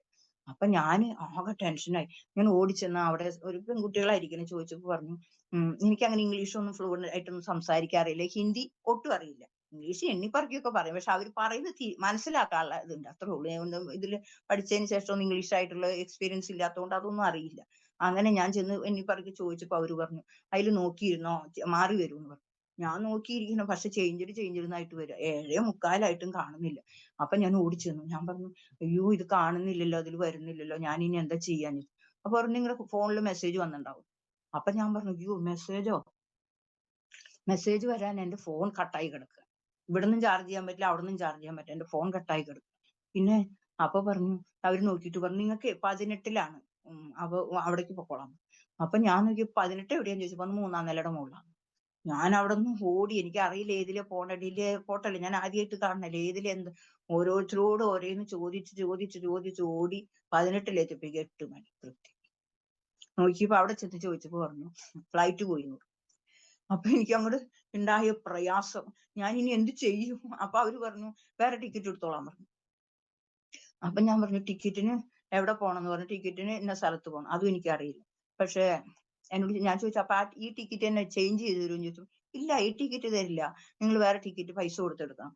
അപ്പൊ എത്ര പൈസയാന്ന് ചോദിച്ചു. 27,000. അപ്പൊ അങ്ങനെ പറഞ്ഞപ്പോ വേറെ പൈസ കൊടുത്തെടുക്കണം എന്ന് പറഞ്ഞപ്പോ ഞാനങ്ങ് വല്ലാതെ എന്റെ ബി പി അങ്ങ് കയറി വീണ്ടും. ബി പി കയറിയിട്ട് എന്റെ നാവൊക്കെ കനച്ചു തുടങ്ങി. സംസാരം തന്നെ നഷ്ടപ്പെടുന്ന അവസ്ഥയിൽ ഞാനങ്ങ് മാറി നിന്നിട്ട് 2 കൈ കൊണ്ട് നെഞ്ചത്ത് വെച്ചിട്ട് ഞാൻ പറഞ്ഞു, "എന്റെ യേശുവപ്പച്ചാ, എനിക്കൊന്നും അറിയില്ല. എന്നെ വീട്ടിലെത്തിക്കണം അപ്പച്ചാന്ന് പറഞ്ഞു." ഒരു നിലവിളി നിലവിളിച്ചിട്ട് അവിടെ നിന്നു കണ്ണടച്ച്. ഞാൻ കണ്ണു തുറന്നു നോക്കിയപ്പോ ഒരു യൗവനക്കാരൻ, 10-27 വയസ്സൊക്കെ കാണുള്ളൂ, കണ്ടാ തോന്നുന്നു. സുന്ദരൻ, ഭയങ്കര തടി ഉയരമായിട്ട് ഇങ്ങനെ നല്ല സാധാരണ മനുഷ്യനെ കഴിഞ്ഞ് ഉയരവും തടി. അങ്ങനെ എന്റെ സൈഡ് ചെരിഞ്ഞു നിൽക്കുക. അപ്പൊ എന്റെ മനസ്സിൽ തോന്നി, ഇതിനോട് പോയി ചോദിച്ചാലോ എന്ന് വിചാരിച്ചു ചെന്ന് ചോദിച്ചു. അപ്പൊ ഞാൻ എണ്ണിപ്പറക്കിയൊക്കെ ഇംഗ്ലീഷ് പറയാ അതിനോട്. പറഞ്ഞപ്പോ ചിരിച്ചിട്ട് ചോദിച്ചു, "മലയാളിയാലേ?" എന്ന് ചോദിച്ചു. അപ്പൊ ഞാൻ കേട്ടപ്പോ മലയാളി എന്ന് കേട്ടപ്പോ എനിക്ക് ഭയങ്കര സന്തോഷമായി. ഞാൻ പറഞ്ഞു, എന്റെ കാര്യങ്ങൾ. അപ്പൊ എനിക്ക് കുഴഞ്ഞു പോകും. അപ്പൊ പറഞ്ഞു, "ടെൻഷൻ അടിക്കണ്ട, ബി പി കൂടും, സ്ട്രോക്ക് വരും എന്നൊക്കെ എന്നോട് പറഞ്ഞു." അപ്പൊ പറഞ്ഞു, ഇങ്ങനെ ഞാൻ കാര്യങ്ങൾ പറഞ്ഞപ്പോ, "ടെൻഷൻ അടിക്കണ്ട, നമുക്ക് പോവാന്നൊക്കെ പറഞ്ഞ് എന്നെ വിളിച്ചു." അപ്പൊ ഞാൻ പറഞ്ഞു, "എനിക്ക് നടക്കാനും കൂടി പറ്റില്ലാണ്ട് എന്നെ കയ്യിൽ ഇങ്ങനെ പിടിച്ചു, എന്നിട്ട് എന്നെ വട്ടം പിടിച്ചോളാൻ പറഞ്ഞു." എന്നിട്ട് എന്നെ ഇങ്ങനെ താങ്ങി കൊണ്ടുപോയി അവിടെ ടിക്കറ്റ് എടുത്തോണ്ട് ചെന്നപ്പോ അവര് പറഞ്ഞു 27,000 രൂപയാണ്. അപ്പൊ ഞാൻ പറഞ്ഞു, "എന്റെ കയ്യിൽ ഇന്ത്യൻ മണി 500 രൂപയുള്ളൂ. പിന്നെ ഇച്ചിരി ഡോളർ ഉണ്ട്, അത് എവിടെയോ മാറണേന്ന് എനിക്ക് അറിയില്ലെന്ന് പറഞ്ഞു." അങ്ങനെ പറഞ്ഞപ്പോ എന്നോട് പറഞ്ഞു, "വേണ്ട, ടെൻഷൻ അടിക്കണ്ട, നമുക്കെല്ലാം ശരിയാക്കാം." അങ്ങനെ ഞാന് എന്നെയും കൊണ്ട് ഓഫീസറുടെ അടുത്ത് പോയി. ഒരു സ്ഥലത്ത് ചെന്ന് അവിടെ ചെന്നപ്പോ അവര് പറഞ്ഞു, "ഇവിടെയല്ല, വേറെ സ്ഥലം." അങ്ങനെ ഏറ്റവും വലിയ ഓഫീസറുടെ അടുത്ത് ചെന്നിട്ട് കാര്യങ്ങൾ പറഞ്ഞപ്പോ അയാൾ പറഞ്ഞു, "ടിക്കറ്റ് തരാം. പക്ഷെ 7 മണിക്കുള്ളൂ ഫ്ലൈറ്റ്. അതുകൊണ്ട് 7 മണിക്കേ പോവാൻ പറ്റുള്ളൂ." അപ്പൊ ഞാൻ പറഞ്ഞു, "എനിക്ക് വയ്യ, തീരെ സുഖമില്ല. ഞാൻ ഭക്ഷണം കഴിച്ചിട്ട് ഉണ്ട്. അപ്പൊ എനിക്ക് അതില് മുമ്പിൽ എന്തെങ്കിലും." അപ്പൊ അയാള് പറഞ്ഞു, "ഇല്ല, 7 മണിക്കുള്ളൂ ഫ്ലൈറ്റ്. ബാക്കിയുള്ള ഫ്ലൈറ്റിലൊന്നും സീറ്റ് ഇല്ലാന്ന്." അങ്ങനെ പറഞ്ഞപ്പോഴേക്കും എന്റെ മോൻ ഇവിടുന്ന് ഫോൺ ചാർജ് ചെയ്ത് വിളിച്ചു. വിളിച്ചപ്പോ ഞാൻ പറഞ്ഞു, "ഇങ്ങനെയാ മോനെ സംഭവിച്ചത്. അതുകൊണ്ട് അയാൾ സീറ്റ്." "അമ്മേ, 11 മണിക്ക് ഫ്ലൈറ്റ് ഉണ്ടെന്ന് അയാളോട് പറയാൻ പറഞ്ഞു." പറഞ്ഞു, "ഇല്ല, അതിൽ സീറ്റ് ഇല്ലാന്ന്." അങ്ങനെ പറഞ്ഞ് ടിക്കറ്റ് അയാൾ ശരിയാക്കി തന്നു. ശരിയാക്കി തന്നപ്പോ ഞാൻ ചോദിച്ചു, "എന്റെ ലഗേജ് പോയോന്ന്?" ചോദിച്ചപ്പോ പറഞ്ഞു, "ഇല്ല, പോയില്ലെന്ന്." അപ്പൊ പിന്നെ ലഗേജ് എടുക്കണ്ട. അപ്പൊ എന്നോട് ഞാൻ ഈ ലഗേജ് പിക്ക് ചെയ്ത കാര്യമൊക്കെ അവിടുത്തെ ഹിന്ദിക്കാരുടെ കാര്യമൊക്കെ പറയാൻ നിന്നാ ഭയങ്കരാണ്. അവരെന്റെ കയ്യിന്ന് ഡോളർ ചോദിച്ചിട്ട് ഡോളർ കൊടുക്കാണ്ട് എന്നെ എനിക്ക് ട്രോളി അവര് ഈ ടിക്കറ്റില് ട്രോളി ഉള്ളതാ. അതുകൊണ്ട് അവര് നമ്മള് ടിക്കറ്റ് കാണിച്ചാൽ മതി. ഞാൻ പോയ സ്ഥലത്തൊക്കെ ട്രോളിയും കൊണ്ട് വന്ന് എന്നെ കൊണ്ടുപോയി. എനിക്കൊന്നും അറിയണ്ടായിരുന്നു. പക്ഷെ അവര് എനിക്ക് ഡോളർ ചോദിച്ചു. എന്നിട്ട് എന്നെ ട്രോളിയിൽ കൊണ്ടുപോയില്ല. എന്റെ ലഗേജും കൊണ്ടുപോയില്ല. പല സ്ഥലത്തും അവരെന്നെ വല്ലാത്ത അസ്വസ്ഥപ്പെടുത്തി. ഞാൻ തന്നെ അന്വേഷിച്ചും പിടിച്ചൊക്കെയാണ് ഈ ലഗേജ് കൊണ്ട് ട്രാൻസ്ഫർ ചെയ്തത്. അങ്ങനെ ആ ട്രാൻസ്ഫർ ചെയ്ത പേപ്പർ തരാൻ വന്നപ്പോ ഞാൻ എവിടെയോ വെച്ചു. തപ്പിയിട്ടൊന്നും കിട്ടിയില്ല, ബാഗിലൊന്നും നോക്കിയിട്ട്. അപ്പൊ ഞാൻ ഇനി പറഞ്ഞു,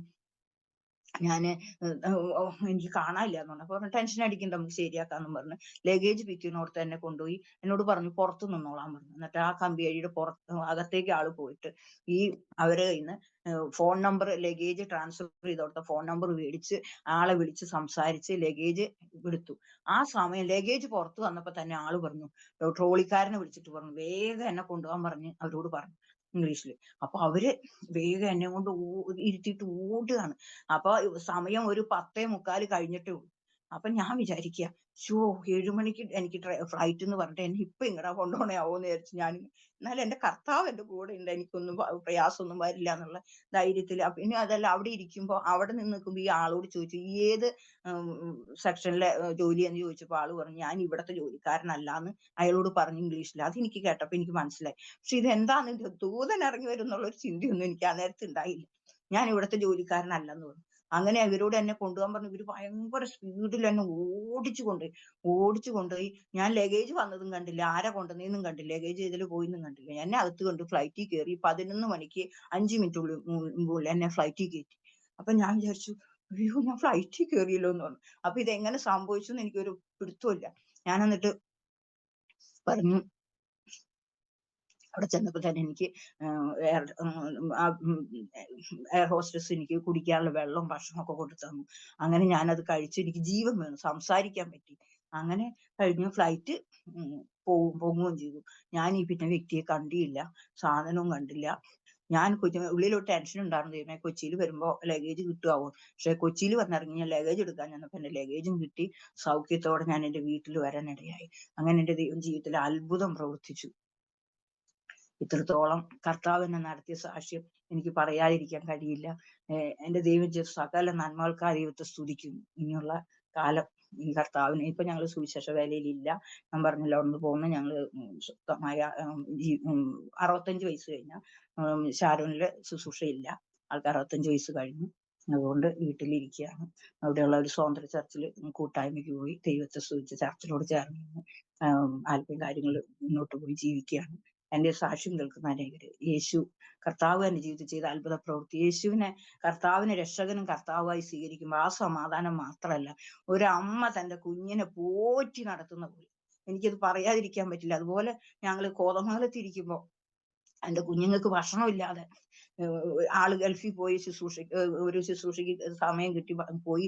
ആ സമയത്ത് എനിക്ക് ഗ്യാസ് ഇല്ലാതെ ഞാൻ കുഞ്ഞുങ്ങൾക്ക് സ്കൂളിൽ വിടണം. ഭയങ്കര മഴ, റബ്ബർ തോട്ടത്തിലുള്ള വിറകൊക്കെ പറക്കിക്കൊണ്ടുവന്ന് ഞാൻ ചൂടാക്കി കൊടുക്കാൻ നോക്കിയിട്ട് ഒന്നും പറ്റുന്നില്ല. അന്ന് ഞാൻ കുഞ്ഞുങ്ങളെ സ്കൂളിൽ വിട്ടി കഴിഞ്ഞിട്ട് ഞാനിരുന്ന് കരഞ്ഞു. എൻ്റെ അപ്പ, എനിക്ക് എൻ്റെ കയ്യിൽ ഒരു പൈസയും തന്നിട്ട് പോകാനില്ലായിരുന്നു. പുതിയ വിശ്വാസികൾ അവരുടെ കയ്യിലൊന്നുമില്ല, പുതിയ ഇപ്പൊ സാമ്പത്തികമായിട്ടൊന്നും ഇല്ലാത്ത, അവരോടൊന്ന് ചോദിക്കാനും വഴി. ഞാനിരുന്ന് കരഞ്ഞു, എൻ്റെ കർത്താവ് ഇനി നാളെ ഞാൻ എൻ്റെ കുഞ്ഞുങ്ങളെ എങ്ങനെ വിടുമെന്ന് പ്രാർത്ഥിച്ചുകൊണ്ടിരുന്നപ്പോ അന്ന് രാത്രി, അന്ന് ഇതും ഞാൻ തല്ലി പൊളിച്ചു എന്ന് പറഞ്ഞില്ല, അന്ന് രാത്രി നല്ല മഴയത്ത് കറുത്ത കോട്ടിട്ടിട്ട് ഒരാൾ വന്നിട്ട് ബെല്ലടിച്ചു. അപ്പൊ എന്റെ പേടിച്ചു, കുഞ്ഞുങ്ങളും പേടിച്ചു കരഞ്ഞു, ഞാനും പേടിച്ചു പോയി. എന്താണോ ഇനി അവര് കൊന്നു കളയുന്നല്ലേ പറഞ്ഞു, എന്താണോ എന്ന് വിചാരിച്ചു ഞാൻ ജനല പതുക്കെ തുറന്നു നോക്കിയപ്പോ ഒരാൾ കറുത്ത കോട്ടിട്ട് നിൽക്കുക. ഞാൻ ആരാന്ന് ചോദിച്ചപ്പോ പറഞ്ഞു അവിടെ മർത്തോമ ഒരു കുടുംബം ആണ്, അവര് യൂണിയൻ ഓഫീസിലെ മാനേജറാണ്, യൂണിയൻ ബാങ്കിലെ. അപ്പൊ ആള് ഇങ്ങനെ ഒരു ദിവസം അവരുടെ കൂടെ ജോലി ചെയ്യുന്ന, അവിടെ വീട്ടിൽ ജോലി ചെയ്യുന്ന ഒരു സൗകര്യം വിട്ട് പറഞ്ഞു അവരുടെ വീട്ടിലേക്ക് പ്രാർത്ഥിക്കാൻ ചെല്ലാൻ പറഞ്ഞു. ഞങ്ങൾ പ്രാർത്ഥിച്ചു. അങ്ങനെ ഞങ്ങളുമായിട്ടൊരു ബന്ധം ചെറുതായിട്ട്, പിന്നെ അങ്ങനെ കാര്യമായിട്ട് ഞങ്ങൾ അങ്ങനെ പോവാറില്ല. ആളിങ്ങനെ ചോദിച്ചു എന്തിയെന്ന് ചോദിച്ചു, പറഞ്ഞു ഇങ്ങനെ പോയി, എന്നോട് പറഞ്ഞില്ലല്ലോ. അപ്പൊ പറഞ്ഞു എന്തിയെ, ഞാൻ എന്താ ഈ നേരത്തെ ചായച്ചാൻ വന്നേന്ന് ചോദിച്ചു. പറഞ്ഞു എന്നോട് എനിക്ക് ഇവിടെ വന്ന് കാശ് തരാൻ എന്റെ ദൈവം എന്റെ ഹൃദയത്തിൽ തോന്നിച്ചു എന്ന് പറഞ്ഞു. എനിക്ക് ഗ്യാസ് എടുക്കാനും അത്യാവശ്യം സാധനങ്ങൾ മേടിക്കാനുള്ള കാശ് നേരെ വെളുത്ത് ഞാൻ ഓട്ടോറിക്ഷ വിളിച്ച് ഗ്യാസ് കയറ്റി കൊണ്ടു. അത് കഴിഞ്ഞ് കുറെ ദിവസം കഴിഞ്ഞപ്പോ വീണ്ടും ഒരു സഹോദരൻ, ഞങ്ങൾ അവരുടെ വീട്ടിൽ പ്രയറിന് പോയിട്ടുള്ള ഇവിടെ ഈ എറണാകുളം ജില്ലയിലുള്ള ഒരു ആളിപ്പോ ശുശ്രൂഷയിലാണ്, സുവിശേഷ വേലയിലാണ്.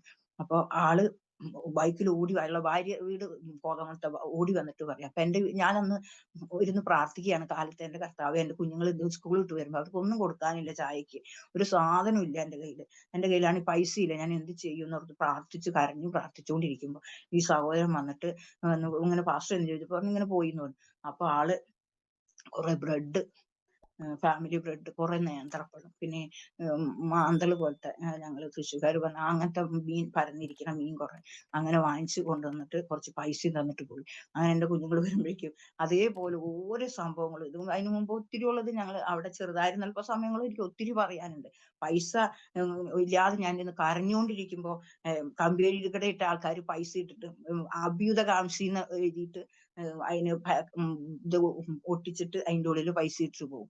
അങ്ങനെ ഒരു ഔഷ എന്ന് പറഞ്ഞ അച്ഛൻ, ഒരു പൊട്ടന, എന്റെ കുഞ്ഞിനെങ്ക് ഞാൻ ഒന്നും കൊടുക്കാനില്ലോ എന്ന് വെച്ച് കരഞ്ഞുകൊണ്ടിരിക്കുമ്പോ ആ ഉഷയുടെ അച്ഛൻ സംസാരിക്കുകയും ചെവിയും കേൾക്കാത്ത ആ വാതിലെ മുട്ടി ഞങ്ങളുടെ പൈസ ഇട്ടിട്ട് പോകും. അങ്ങനെ ഒത്തിരി ഞങ്ങൾ എങ്ങനെ ഒരു നേരം പോലും പട്ടിണി കിടന്നിട്ടില്ല എന്നുള്ളത്, എനിക്ക് അത്രയും ഒന്നുമില്ലാത്ത അവസ്ഥയിലും ദൈവം ഞങ്ങളെ കരം പിടിച്ചു. ഇന്ന് എന്റെ ദൈവം കർത്താവ് ഞങ്ങളെ മാനിച്ചു, അനുഗ്രഹിച്ചു.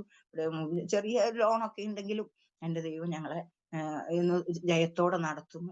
ഒന്നിനും മുട്ടില്ലാതെ കർത്താവ് ശ്രേഷ്ഠമായി അനുഗ്രഹിച്ചു എന്ന് പറഞ്ഞ, ശ്രേഷ്ഠമായി അനുഗ്രഹിച്ചു എന്ന് പറഞ്ഞ വേറെ ഒന്നും എനിക്ക് പറയാനില്ല. എന്റെ കുഞ്ഞുങ്ങൾക്ക് കുടുംബജീവിതം കൊടുത്തു, തലമുറ കൊടുത്തു.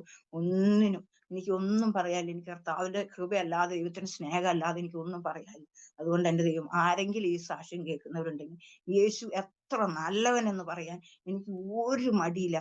അത്ര നല്ലവനാ. കർത്താവ് ആത്മരക്ഷ തരുന്ന മാത്രല്ല, അന്ന് മുതൽ കർത്താവ് കരം പിടിച്ച് മരണം വരെ പെറ്റതള്ള കുഞ്ഞിനെ മറക്കില്ലെന്ന് പറഞ്ഞ വചനമൊക്കെ എത്ര ശരിയാന്നറിയോ. എന്റെ കർത്താവ് മറക്കാതെ ഏത് സമയത്ത് ഹൃദയം ക്ഷീണിക്കുമ്പോ ഓടി വരും, ഭാരപ്പെടുമ്പോ ഓടി വരും, ദുഃഖിക്കുമ്പോ ഓടി വരും. കണ്ണീർ തുടയ്ക്കുന്ന ദൈവത്തെയാ ഞാൻ സേവിച്ച. ആ ദൈവത്തെ ഒരു നാളും വിട്ടുകളയാൻ അന്ത്യം വരെ ഞാൻ എന്റെ കർത്താവിൽ ആശ്രയിച്ച് ദേവദാസനും കുടുംബം ഞങ്ങൾക്ക് വേണ്ടി പ്രാർത്ഥിക്കണം. എന്റെ 2 കുഞ്ഞുങ്ങളെ ഞാൻ കർത്താവിന്റെ വേലയാക്കി ആഗ്രഹിച്ച് പ്രാർത്ഥിച്ചുകൊണ്ടിരിക്കുകയാണ്. അവരും തക്ക സമയം മോള് കർത്താവിന്റെ വേലയ്ക്ക് ദർശനം അവർക്ക് കൊടുത്തിട്ടുണ്ട്. മോനും അതുപോലെ ഞങ്ങൾ സമർപ്പിച്ചിട്ടുള്ള രോഗമൊക്കെ വന്നപ്പോ കർത്താവിന്റെ വേലയ്ക്ക് സമർപ്പിച്ചിട്ടുള്ളതാണ്. സമയമാകുമ്പോൾ ദൈവം അവരെ ഒരുക്കും, കർത്താവിന്റെ വേലയ്ക്ക് വേണ്ടി ഒരുക്കുമെന്ന് ഞാൻ വിശ്വസിക്കുന്നു. എല്ലാവരും പ്രാർത്ഥന ചോദിച്ചുകൊണ്ട് കർത്താവിന്റെ ദാസനോടും കുടുംബത്തോടും നന്ദി അറിയിച്ചുകൊണ്ട് ഞാൻ എല്ലാവർക്കും വേണ്ടി ഒരു വാക്ക് പ്രാർത്ഥിക്കാം. കർത്താവേ, സ്തോത്രം സ്തോത്രം സ്തോത്രം. ഞങ്ങളെ സ്നേഹിക്കുന്ന ഞങ്ങളുടെ സ്വർഗീയ പിതാവേ, കർത്താവേ, എനിക്ക് ഈ അരോമ TV കൂടെ കർത്താവേ, ദൈവമേ, എന്റെ സാക്ഷ്യം പറയാൻ ദൈവം കർത്താവ് കരുണ കാണിച്ച ദൈവകൃപയ്ക്കായി സ്തോത്രം. ദൈവമേ, അതിന് മുഖാന്തരവിക്കുക അതിനുള്ള പാസ്റ്ററും കുടുംബത്തിനും ദൈവം കുടുംബമായ ദൈവം അനുഗ്രഹിക്കുന്ന ആസിന് ശുശ്രൂഷകളെ ദൈവം അനുഗ്രഹിക്കണമേ, ചാനലിനെ ദൈവം അനുഗ്രഹിക്കണമേ. കർത്താവ്, ഇത് കേൾക്കുന്ന അനേക ജീവിതങ്ങൾ യേശുവിനെ കർത്താവും രക്ഷിതാവുമായി സ്വീകരിപ്പാൻ, ദുഃഖത്തിലിരിക്കുന്നവർ ആശ്വാസം പ്രാപിപ്പാൻ, കർത്താവ് രോഗികൾ സൗഖ്യം പ്രാപിപ്പാൻ, അങ്ങയുടെ നാമത്തിൽ കൂടെ എല്ലാം മഹത്വപ്പെടുവാൻ എന്റെ ദൈവം അങ്ങനെ ചെയ്യണമേ എന്ന് അങ്ങോട് പ്രാർത്ഥിക്കുന്നു, സ്തോത്രം ചെയ്യുന്നു. അവിടുന്ന് അതിന്റെ പ്രാർത്ഥന കേട്ടതിനായി സ്തോത്രം. യേശു ക്രിസ്തുവിന്റെ നാമത്തിൽ തന്നെ സ്വർഗീയ പിതാവ്. ആമേൻ, ആമേൻ, ആമേൻ. താങ്ക് യു കർത്താവിന്റെ ദാസി പ്രിയ മോളി എലിയാസ്. അത്രത്തോളം സമയം ദൈവം നടത്തിയ അനുഗ്രഹിക്കപ്പെട്ട ജീവിതാനുഭവം ദൈവനാമ മഹത്വത്തിന് വേണ്ടി ദൈവത്തിന്റെ പ്രവൃത്തികളെ കുറിച്ച് പ്രേക്ഷകരോടൊപ്പം പങ്കുവയ്ക്കുവാൻ കർത്താവ് കൃപ ചെയ്തത് ഓർത്ത് ഞാൻ ദൈവത്തിന് സ്തോത്രം ചെയ്യുന്നു. സമയം വേർതിരിച്ച കർത്താവിന്റെ ദാസിയോട് കുടുംബാംഗങ്ങളുള്ളതായ നന്ദി സ്നേഹം അറിയിക്കുന്നു. കർത്താവ് ധാരാളമായി അനുഗ്രഹിക്കട്ടെ. സൗഖ്യത്തോടെ, ആരോഗ്യത്തോടെ, ദീർഘായുസോടെ കർത്താവിന് വേണ്ടി ഇനിയും ഏറെ സാക്ഷ്യം പറയുവാൻ ഒരവസരങ്ങളെ കർത്താവ് ഒരുക്കട്ടെ എന്ന് ഇത്തരണത്തിൽ ആശംസിക്കുന്നു, പ്രാർത്ഥിക്കുന്നു. പ്രേക്ഷകർക്കും ഈ സാക്ഷ്യം ഒരു അനുഗ്രഹമായി തീർന്നു എന്ന് ഞങ്ങൾ വിശ്വസിക്കുകയാണ്. തീർച്ചയായിട്ടും നിങ്ങളുടെ പ്രിയപ്പെട്ടവർക്ക്, സുഹൃത്തുക്കൾക്ക് ഷെയർ ചെയ്ത് കൊടുക്കുക. നിങ്ങളുടെ വിലയേറിയ അഭിപ്രായങ്ങളും നിർദ്ദേശങ്ങളും കമന്റ് ബോക്സിൽ രേഖപ്പെടുത്താൻ മറക്കരുത്. ഒരു പ്രാർത്ഥനാ വിഷയമുണ്ട് ഞങ്ങളുമായി പങ്കുവയ്ക്കുവാൻ നിങ്ങൾ ആഗ്രഹിക്കുന്നുവെങ്കിൽ സ്ക്രീനിൽ കാണുന്ന വാട്സപ്പ് നമ്പറിൽ ഞങ്ങളെ അറിയിക്കൂ. തീർച്ചയായിട്ടും ഞങ്ങൾ നിങ്ങൾക്ക് വേണ്ടി പ്രാർത്ഥിക്കാം. സാക്ഷ്യം പറഞ്ഞ പ്രിയപ്പെട്ടവരോടൊപ്പം എല്ലാ തിങ്കളാഴ്ചയും രാത്രി 8:30 മണി മുതൽ നടക്കുന്ന ഓൺലൈൻ പ്രാർത്ഥനാ കൂട്ടായ്മയിൽ നിങ്ങൾക്ക് സംബന്ധിക്കാവുന്നതാണ്. അടുത്ത അനുഗ്രഹിക്കപ്പെട്ട സാക്ഷ്യവും വചനചിന്തയുമായി നാം വീണ്ടും കൂടി കാണുമ്പോഴേയും എല്ലാ പ്രിയപ്പെട്ടവർക്കും good bye. God bless you all. Amen. ഓർമ്മയുടെ മനോരഥത്തിൽ മായാത്ത ഓർമ്മയ്ക്കായി അരോമ മാട്രിമോണിയിൽ നിന്നും ജീവിത പങ്കാളിയെ കണ്ടെത്തൂ. നിങ്ങൾ ഒരു ക്രിസ്തീയ ജീവിത പങ്കാളിയെ അന്വേഷിക്കുകയാണോ? അതോ മക്കൾക്ക് അനുയോജ്യമായ ഒരു തക്ക തുണയ്ക്ക് വേണ്ടി പ്രാർത്ഥിക്കുന്ന വ്യക്തിയാണോ? എങ്കിൽ അരോമ മാട്രിമോണി നിങ്ങൾക്ക് വേണ്ടിയാണ്. ഇന്നു തന്നെ സൗജന്യമായി രജിസ്റ്റർ ചെയ്യൂ. അരോമ മാട്രിമോണിയുടെ പ്രത്യേകതകൾ: രജിസ്ട്രേഷൻ തികച്ചും സൗജന്യം. ലോകത്തെവിടെയുമുള്ള അനുയോജ്യമായ ക്രിസ്തീയ ജീവിത പങ്കാളിയെ തിരഞ്ഞെടുക്കാം. വിവാഹം നടക്കുന്നതുവരെ സർവീസ് ലഭിക്കുന്നു. ഏറ്റവും ചെറിയ പാക്കേജുകളും തിരഞ്ഞെടുക്കാം. അരോമ മാട്രിമോണി നിങ്ങൾക്കായി ഒരുക്കുന്നു വിവാഹം പരമാനന്ദം. Email aroma matrimony2020@gmail.com.